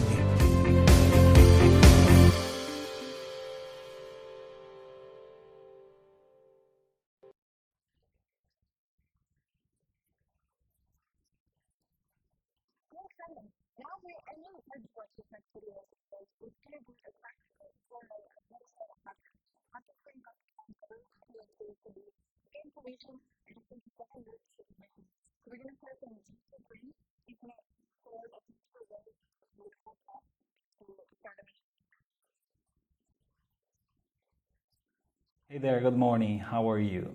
My name is Dieter Bruns and I live currently in southern Brazil. So let me talk to you a little bit about podcasting. Podcasting is a powerful tool to share some information, and in our case today, I would like to talk to you about sharing the gospel using podcasting. Podcasting is a powerful tool because usually people, they are listening, they are paying attention to what you're saying. Through podcasting, you are sending a message and people are listening very closely and most of the times they are actually using headphones or something that brings you very close to them. Even though people are listening to podcasts while they're working, while they're driving or doing something else, but it's very easy for the listener to actually identify himself with the person who's speaking, who is sharing, telling a story or something else. So how to start your own podcast? First of all, determine the podcast topic. What are you going to talk about? Are you going to talk about missions? Are you going to talk about personal experiences? Are you going to tell stories? The second step, try and come up with a podcast format. Are you going to create a radio style podcast with an opening, with some short breaks? Are you going to only talk? Try and choose your own style. And when you're starting, that may not be very clear. So you're probably going to have to practice somehow. You're probably going to have to record 1 or 2 episodes, listen to them, and then you're going to probably understand what's your style, what you're going to do. Thirdly, you have to choose a name for your podcast. And also when you're choosing a name, you have to find some sort of art for your thumbnail. First of all, people, they will see your podcast thumbnail and then they might be interested in actually listening to it or not. If the art is not attracting them, they will not click on it. So try and create some very attractive art. You can start creating podcasts using only your smartphone.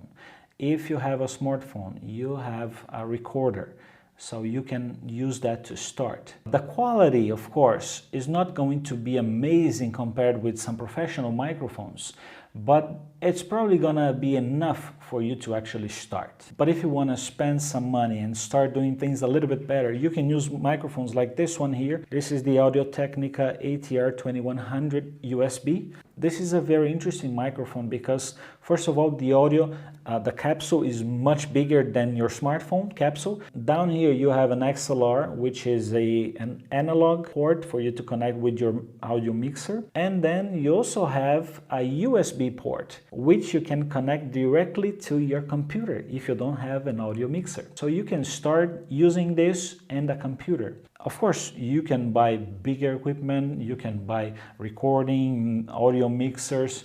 That is entirely up to you. What I'm trying to say is you don't have to. You can start using only your smartphone. And probably the most important thing is you're gonna have to find a hosting service to actually upload your podcast to. Be aware that in general they are not free. You have one option which is free. It's called Anchor. So as I told you before, you don't have to necessarily spend money to create. But of course, if you spend some money with equipment, you're probably gonna have a better result at the end. And then the final step is actually launching your podcast.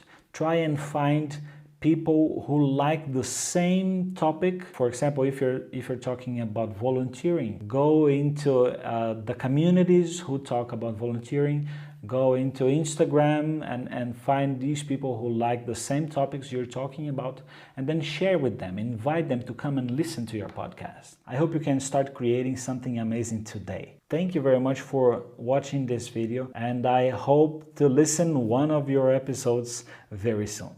God bless you and have an amazing Sabbath.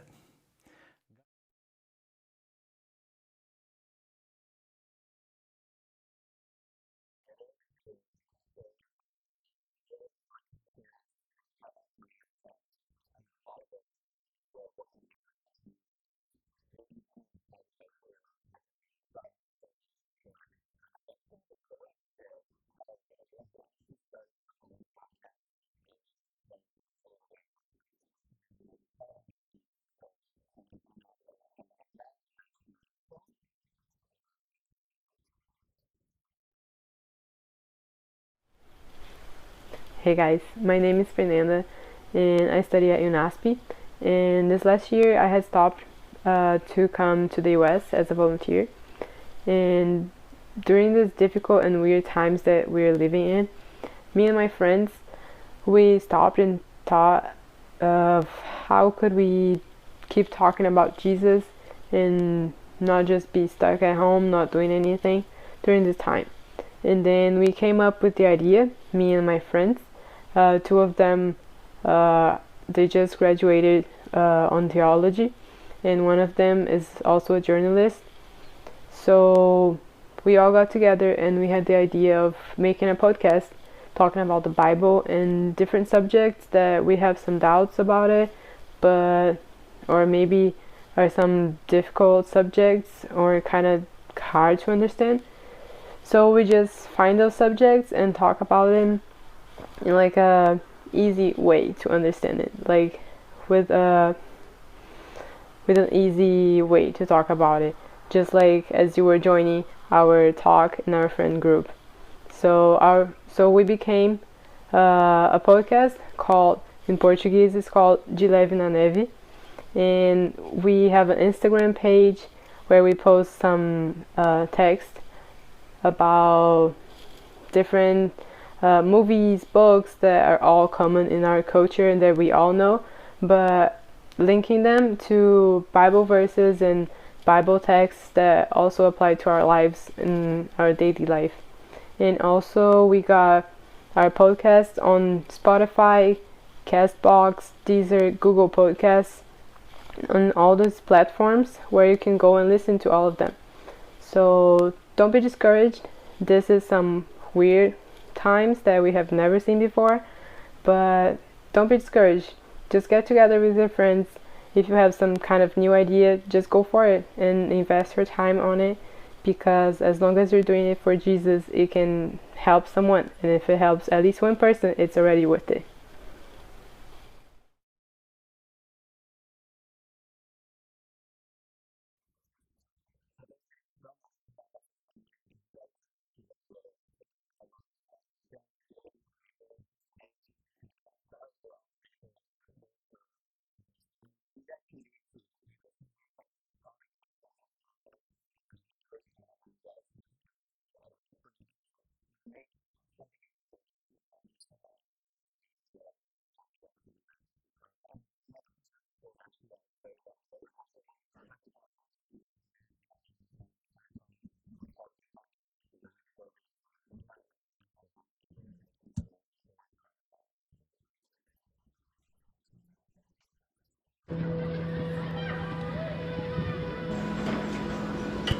You might wonder how blind people deal with everyday challenges.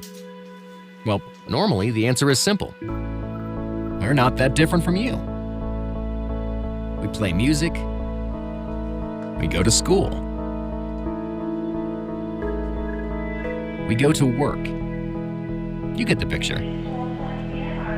But sometimes the simplest things can be difficult, and we need a pair of eyes. Connect to First available helper. That's where you come in. establishing video connection. Through your smartphone, Be My Eyes connects the blind with sighted people through a live video connection. Simply choose if you need help or want to help by the click of a button. That's a nice picture of you and your family, Caroline. Is it for a present? Yes, it's a photo from my parents. You can help just by installing the Be My Eyes app, Brand image. and we'll notify you when someone needs your help. And if you're in the middle of something, don't worry. Someone else will step in.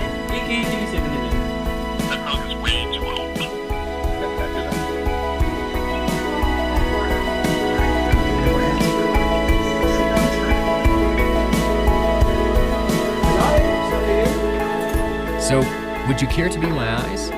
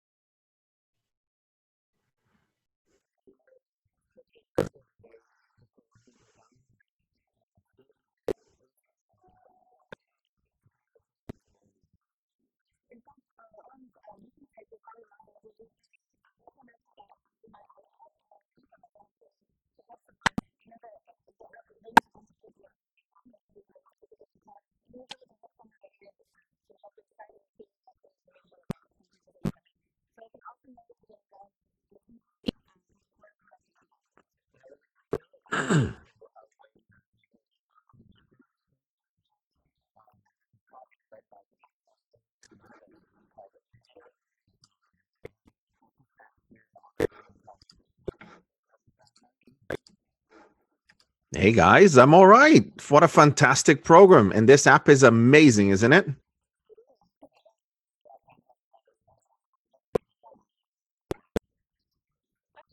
Excellent. Well, people have been digital missionaries for years, but this is a concerted effort by the World Church to involve as many people as possible in their languages, using their influence in their social networks to make a difference in other people's lives. You see, 100 years ago, people would go to the baker and help him because they knew what he needed. They knew that the farmer had lost his son, and so he needed some help in the harvest. But today, the church has never had more resources to help others, and we just don't know who needs our help the most. But all those conversations that we used to have all gone online. People are asking spiritual things all the time, not least from Google and Quora and Wikipedia and all of those places that we can answer those questions that people have, deep spiritual questions. And that's what this project is about, is unleashing 21 million members with their cell phones and their computers to enter spiritual conversations online.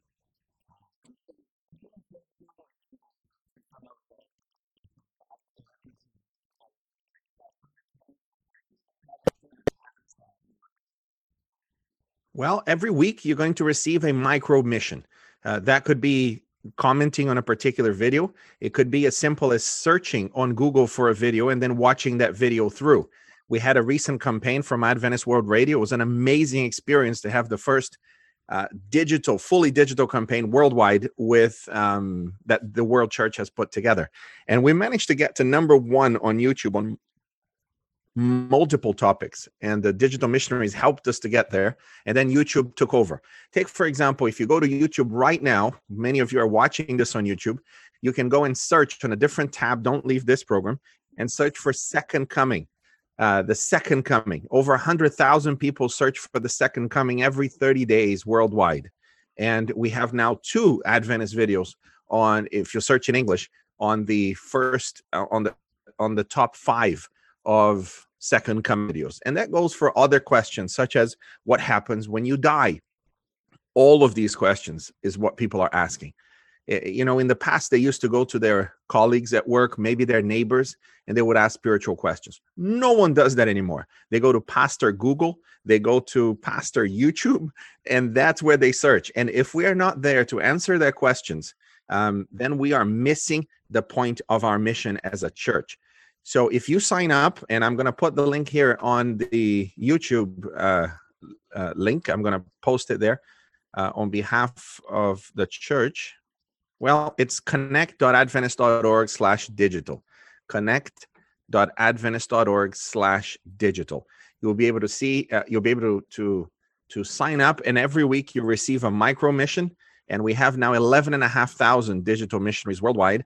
And they are active, man. It's fantastic. You give them a mission, they go, let's do this. And then they do that. And then they do the other.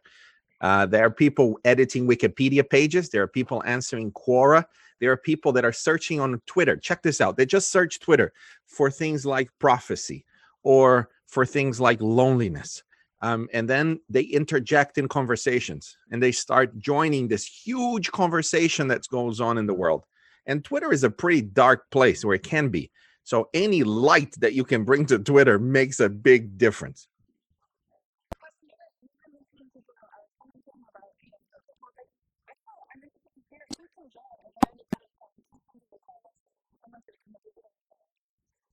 A human being, that's pretty much it. If you're a human being and you've got access to technology, you can join.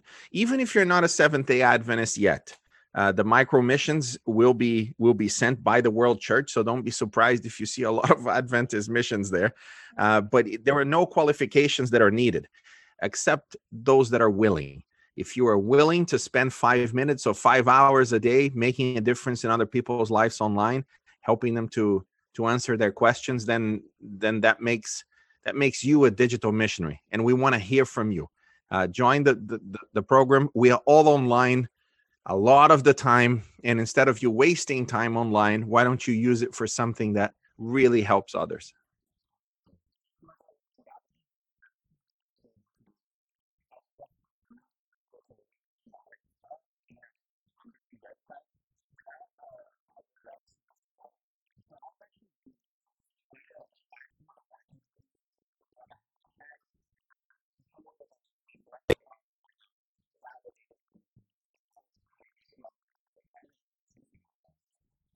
We have hashtags each campaign, and we are building an amazing app that would have all of this tracking, and you get points, and then you level up, and you have all of these gamification techniques. That's coming by the end of this year, and I cannot wait to announce it properly.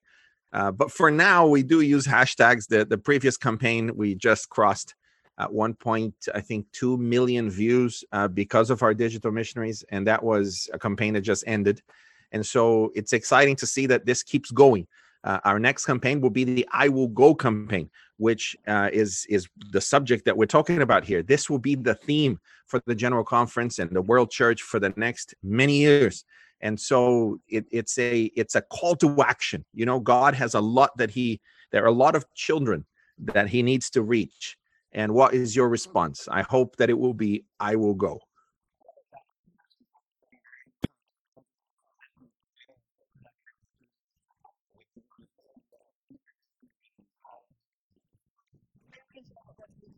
Just search for Seventh-day Adventist Church. This is the official channel of the Adventist Church on Instagram, on Twitter, on Facebook, on YouTube.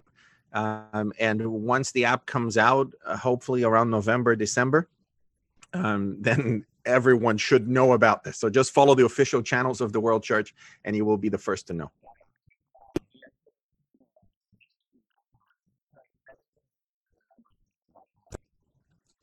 Nope, Seventh-day Adventist with the full seventh hyphen day Adventist.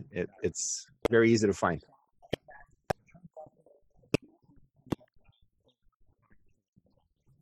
Thanks, guys. Well done.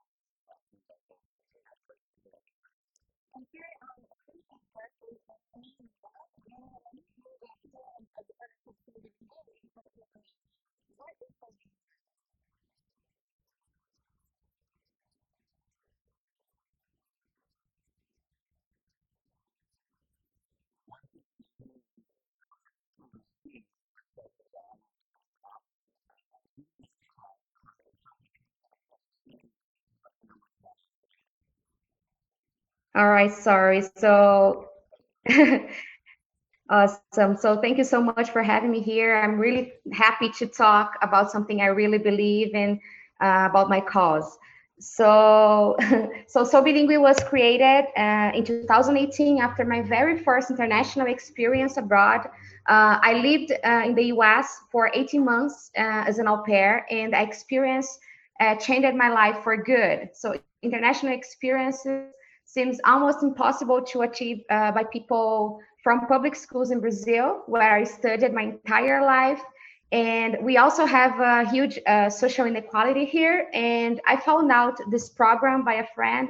And after that, I have decided to open up a new world for these people and share the impact I had while living abroad and learning from different cultures. So Sobilingue teach these people how to communicate with the world by teaching them English as second language, and the most committed students are granted with scholarships in countries such as Canada, Australia, South Africa, and England, for example.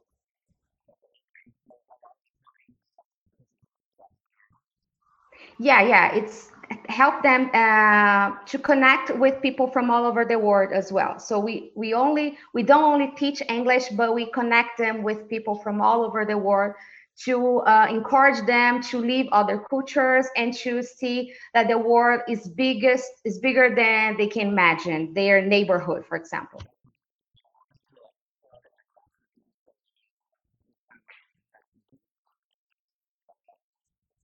Yes, exactly. That's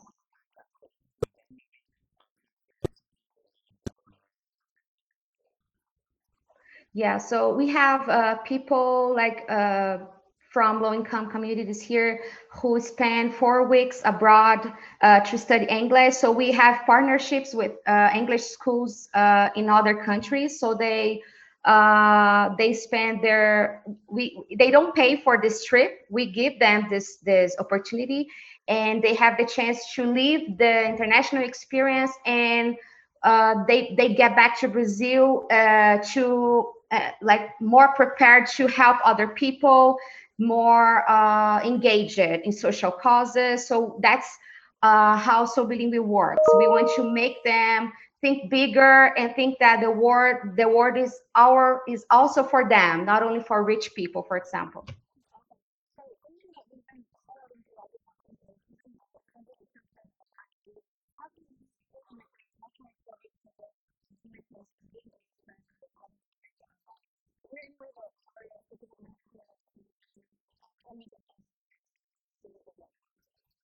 That's good. So we have 100 volunteers around the world, like people who has English as first or second language. So we have people from all those continents. So if you are interested in help us with that, you only just go on sobilingue.com, find the mentors part and fill up a form talking a bit about yourself.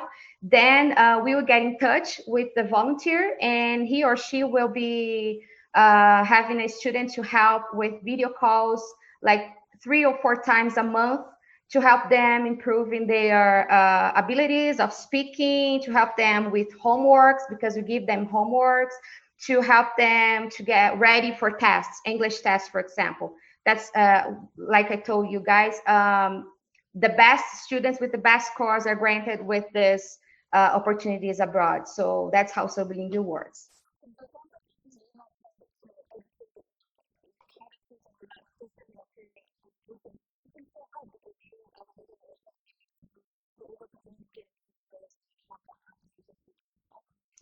Yeah, I'm used to say that people who has English as first or second English has very powerful tools to help Brazilian people here in Brazil, right? So they totally can help them here. So we have over 30 Americans who help us today with their English, and the students love to get in touch with people who just speak English, because they can really improve their English. They can practice everything they are learning. They are learning at Sobilingue.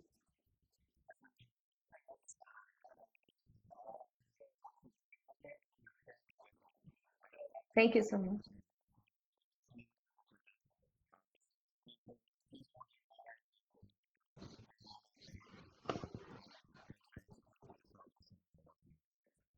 All right.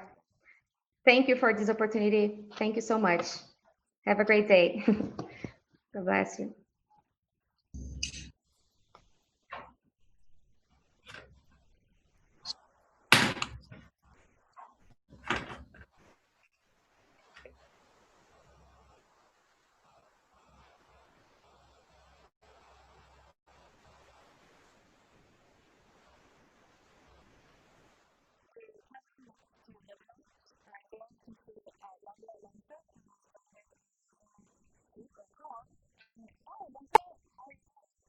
Hi, good morning.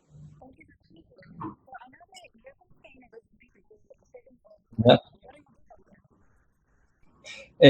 I am the volunteer coordinator for all our region here. We work for 20 countries around the Middle East and North Africa. Has been a blessing. I have been here for 5 years and looking forward for many more.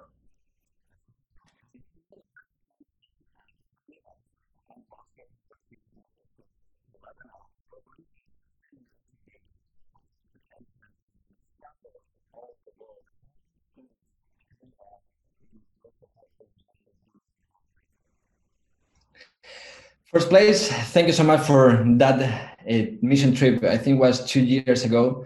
I have a friend from Spain that was working in POC and really joined that trip, and was a blessing working for a school that works, is focused with refugees, the Adventist Learning Center. Let me share my screen with you guys, and I can see, let me see, maybe no. We have a different needs. We need volunteers, people that, as Cecilia Nani was saying, we have a lot of clubs around the Middle East, and we need today 4 English teachers that can help us in that clubs, around 5 hours a week. Another 4 Spanish teachers to do the same thing, conversational languages, and 4 French teachers. That one is for remote help. But we have open around 10 calls that we have open already for in local opportunities. We need a country director working for ADRA in the country of Iraq. Then if you think that you have the skills, please contact me. I share my email in YouTube already, and is volunteers@adventistmena.org. I will repeat it again. It's volunteers@adventistmena.org. And we need in local opportunities. We need a female English teacher for the country of Tunisia.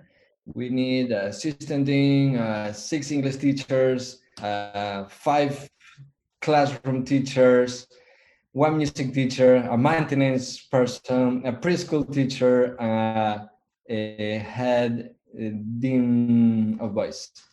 Then, as you can see, we have a lot of challenges, but it has been a blessing to see how everybody responds, how all of you guys with POC help of Fabio to another divisions around the world, helping us to reach out and to share the love of God with others too.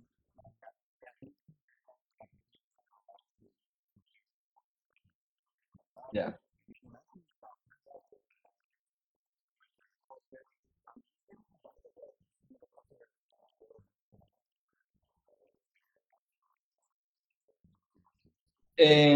One that we need is a web developer.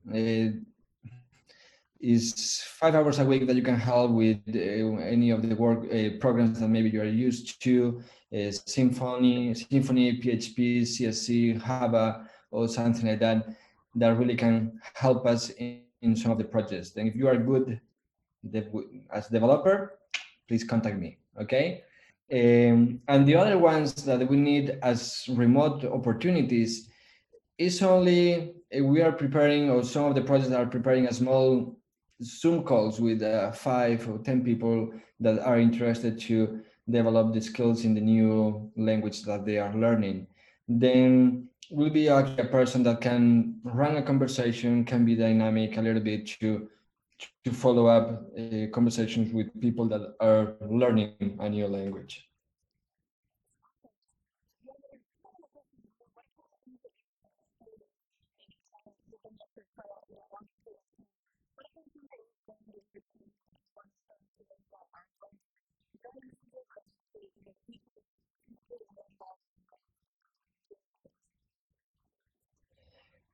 I think somebody said it before. I think Cecilia Nani, the first thing that you need to be focused is to dedicate your life to God. Sometimes we think that whenever I go to the mission field and I am in the place, I will pray more, I will study my Bible a little bit more, but it's something that you need to be doing in your home already, in your home country. And you need to be involved in your community.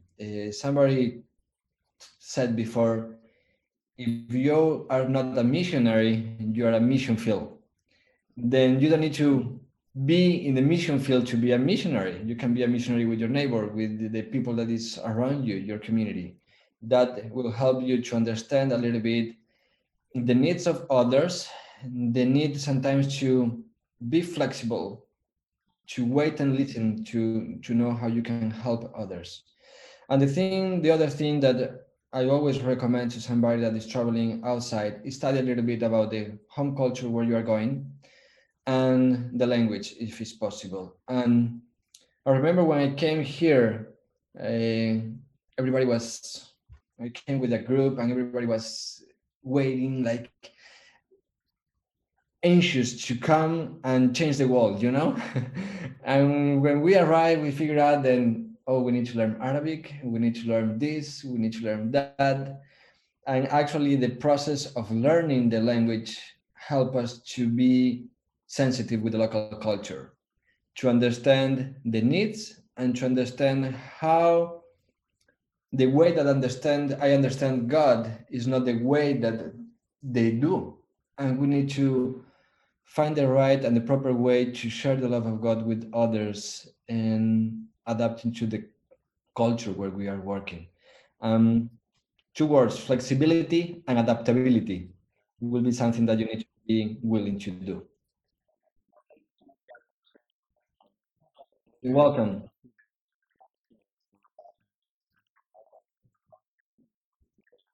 Yeah, I will put the list of needs in the YouTube. Okay, then somebody that is watching, they can see all the needs that we have with the email. Thank you, guys.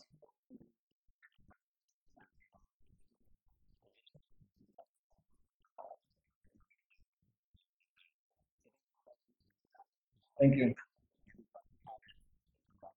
You too, guys. Thank you so much.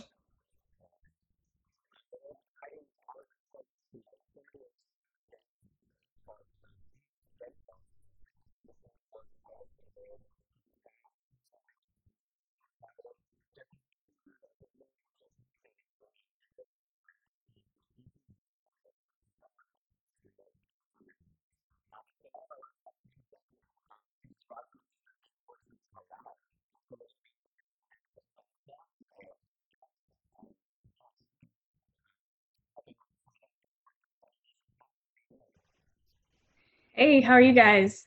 I'm doing great. Awesome.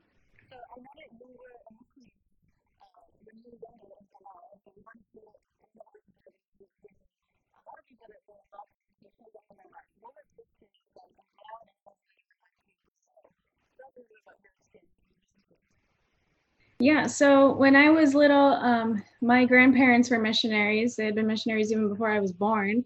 And so I'd always grown up hearing the stories of the mission field, and they were from Africa, all over South America, and Central America, United States. And I also had an aunt that was a missionary in Africa and Madagascar and all these different countries. So I knew all these stories, but I never had the chance to experience it until I was 8 years old, which is still pretty young. But that was a really cool experience to go with my parents and my brother to the island of Palau from Michigan, from Andrews University. And we were supposed to be there for 6 years, but this, unlike all these stories that we've been hearing throughout this program, this one it takes kind of a left turn. Our mission work there was cut short because my parents were actually killed in the mission field when I was 10 years old. But that's not the end of the story. I mean, the image that I had in my mind of being a missionary was not tainted. If I go on to tell you the big long story, there's not enough time. But I will tell you that God has a way of turning stories around. And I'm here alive today for some reason. And it's a miracle that He saved me through that. Being 10 years old, And I think the biggest miracle is what happens afterwards. Even through the years, that was about 16, 17 years ago now. But there's just so many blessings that have come out of it, including the person that killed my parents actually being baptized a few years ago, 4 years ago, being baptized in the same church that my dad pastored. And now he is baptizing other people in jail. He's still in jail, of course.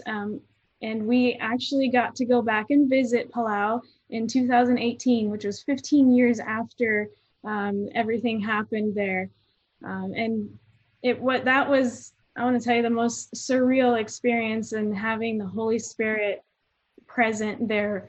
We were able to meet him again. His name is Justin. And I mean, besides all the wonderful people in Palau, the church members, and I got to go back with my grandparents and my husband and other very, very close friends that helped me out through that time.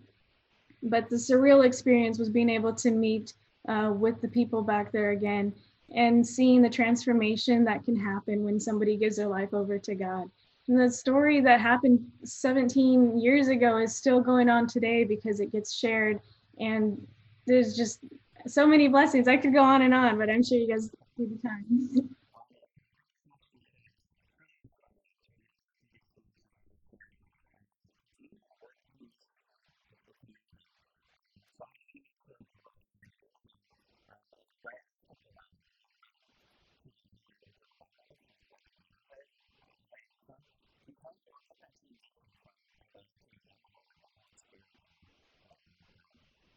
Yeah, well, my grandparents were missionaries in the Amazon for 11 years before I was born. But after I came to live with my grandparents, of course, and in 2015 or 16, I had the opportunity of going with Fabio. Many of you guys know Fabio Maya. We were with PUC, Southern, and Southwestern, which is the school that I graduated from. And we did a joint mission trip to the Amazon, back to the place where my grandparents had been missionaries for so long. And my grandma got to go with us.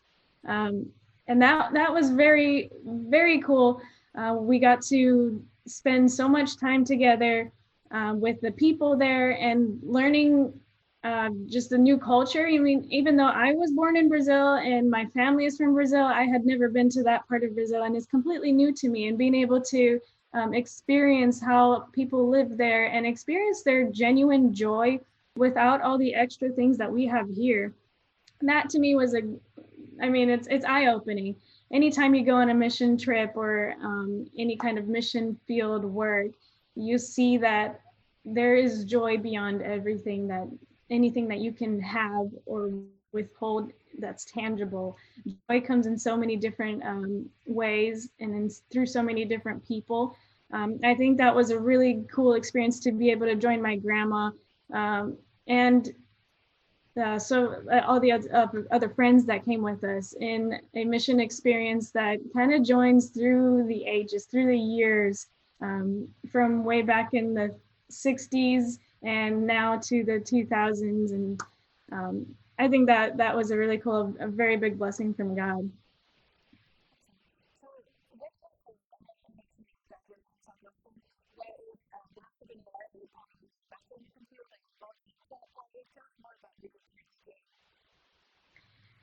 So yeah, I am a nurse. My husband is the pastor for young adults at the Keene Seventh-day Adventist Church on the campus of Southwestern Adventist University. And for us right now, this is our mission field. There's so many people in our community in this small town of like 7,000 people that still don't know what it means to why we follow God and what it means to have a relationship with God. And so right now our mission field is right here, but definitely in the future we want to go back either for a long period of time or for a shorter period of time. I mean, there's no holding us anywhere.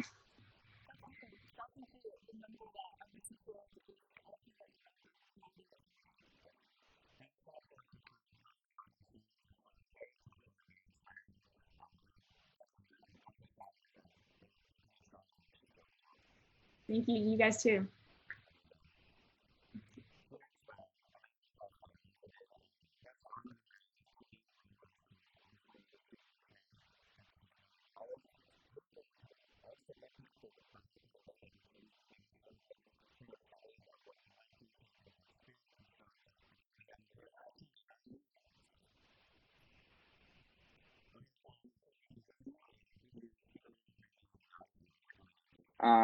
Do you hear me now?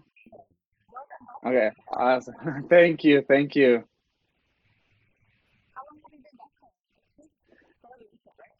Yeah, I just got back last Friday, so this is my first week here officially in America.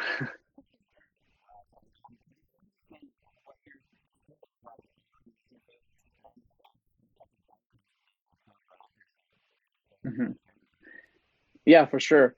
So the year started off pretty well, really normal. I didn't have really much expectations coming in, but at least one thing I did expect was to finish a full normal year. And as we all know, that was not the case. Like that was the only expectation I had coming as a missionary, and that's the only one that did not get fulfilled, which is pretty funny. But God works in very awesome ways because He was able to use that in a powerful way as well. But like about March, spring break, actually, got very difficult in terms of like the virus and how it could affect school, just because of social distancing and whatnot. And for that reason, many schools were a little worried for the student missionaries there. So about half of the student missionaries had to go back to the States.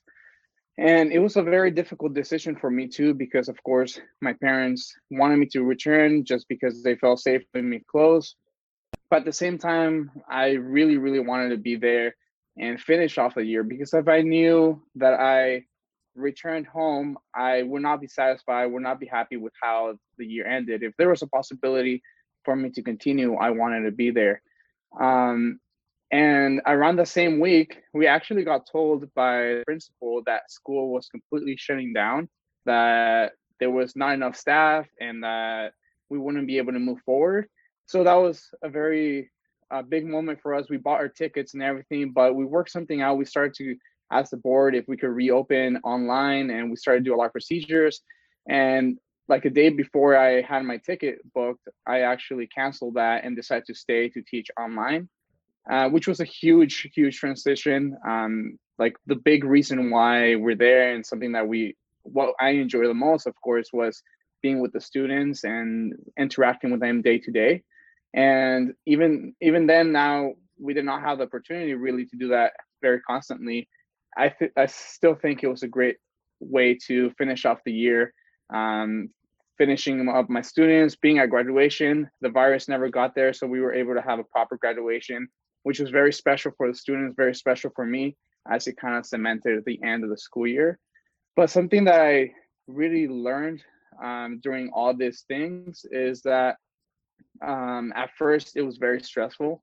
And after I changed my ticket, I actually changed my ticket 5 times. They had multiple times. Fabio could mention that as well. I would message him. We would buy the ticket together, then I'll cancel it. I'll message him. I canceled it. We'll do it again. The ones that suffered the most were my parents, because they were like, it's almost coming. And then I'll call them. I was like, hey. So every time they called me, they already knew. They would ask me, like, you cancel your ticket, right? And I was like, no, I'm not calling for that. But something that I really learned through this, and I think God was trying to teach me this, and it's kind of fortunate, everything that's going on with the virus and stuff, I definitely want to support all the families that have had a death and everything. But for me, I really learned to have peace, just because I like to control my future, everything I'm doing, my plans. And it got to the point where, since flights were closing, flights were canceling, there was nothing coming in or out from Palau. It came to the point where I was completely at peace, and I did not mind whether I was going to stay there 6 months longer than I planned, a year longer than I planned, a week longer, a day longer. It didn't matter at all. It was just a peace, because I didn't really have control of the situation, but I was happy to acknowledge that God was in control. And I think that was very, very important for me, especially because I always like to manage my own things, plan everything, be in control of everything. But God, through this, allowed me to teach me those very important principles. And not only that, but he also taught me that through online and everything, that you don't need to, you could be a missionary anywhere. You could be a missionary from home. You could be a missionary somewhere else in the world. It doesn't have to be in this paradise, in this island, which is very, very special. And I definitely encourage everyone, especially now, to apply to the islands, apply everywhere in the world. It's very cool to witness another culture. But it's still, that's not being able to go to those places is not an excuse to not be a missionary. And that's something that I really learned these last 3 months, as well as we were teaching online. I was able to record my devotionals, share with my students, and I was able to do that through an online platform. So anyone else could be a missionary.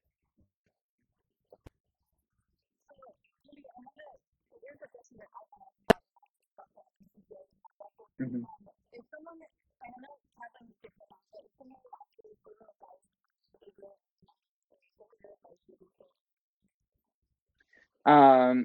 I would definitely recommend it. I know, and everyone says like it's life changing, and it's a big cliche, I know, and I can't personally say that that's been life changing to the point like I'm a completely different person.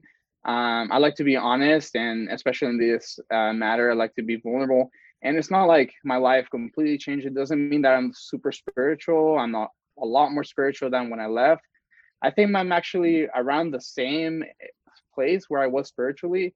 But that's not the point. The point is just going out there and really being the hands and feet of Jesus. That has really helped me out a lot. I have learned that just sharing Christ's love is enough. You don't have to go to church, put a veil in the front, and pretend you're a missionary, that you're higher status than a regular member. You don't have to go out there and preach and say all these things. The whole point is just like when no one's watching, that's the most important. And that's still something that I have to learn. Being going for a year doesn't mean that I'm now perfect and I don't have sinful ways or whatever. That's just a start. That journey started there in Palau. And I have so much more to grow. I still have questions. I still have concerns. I still want to learn more. I still can't answer all the biblical questions you might have, but at least I know where to find those, and I want to pursue to know more. So I definitely encourage it. It will be a life-changing event for sure, and I do hope everyone has the experience. I definitely enjoyed it. I made a lot of friends, had a great experience teaching, met the students. I have a home now in the Pacific. Part of my heart stayed there in Palau. So I definitely encourage. Culture is something very good to experience, and being able to, like I said, be the hands and feet of Jesus is definitely something you should definitely try.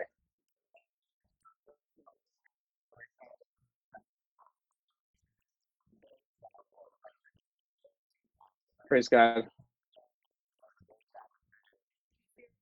Thank you. That's right. Happy Sabbath.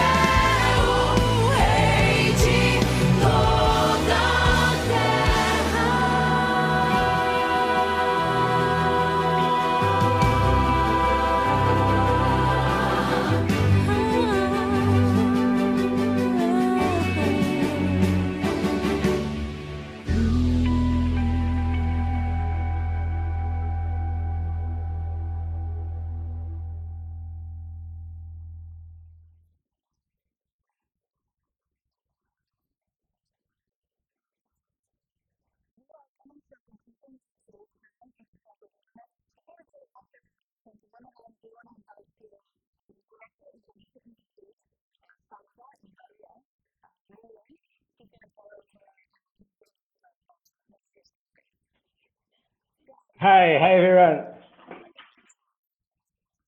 Good to you too. It's a pleasure for me to be here and so great broadcast. Congrats for everything. So, and inviting everyone here to prepare yourself for the IU the next year here in South America Division, Bahia Adventist College. We will go and okay, continue. The IU is the biggest Adventist event for volunteer mission. And here you will receive inspiration, motivation, opportunity to serve. And beyond that, you will participate in a wonderful place. Bahia has many beautiful places, kind people, and a cool college. And please, I really invite you to come here and stay here face to face, make plans, keep praying, pack your bags, fundraise money, and speak for yourself. I will go.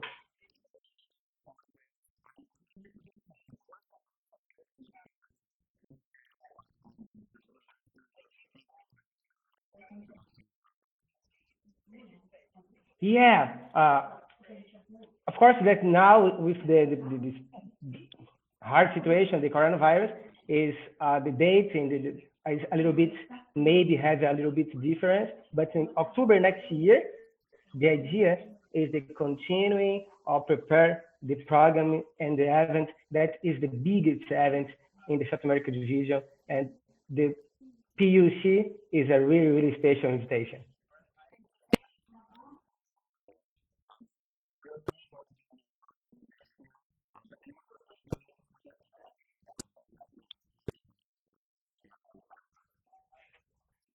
Thanks for the opportunity. I think we have a good video now for you watching about this specific event.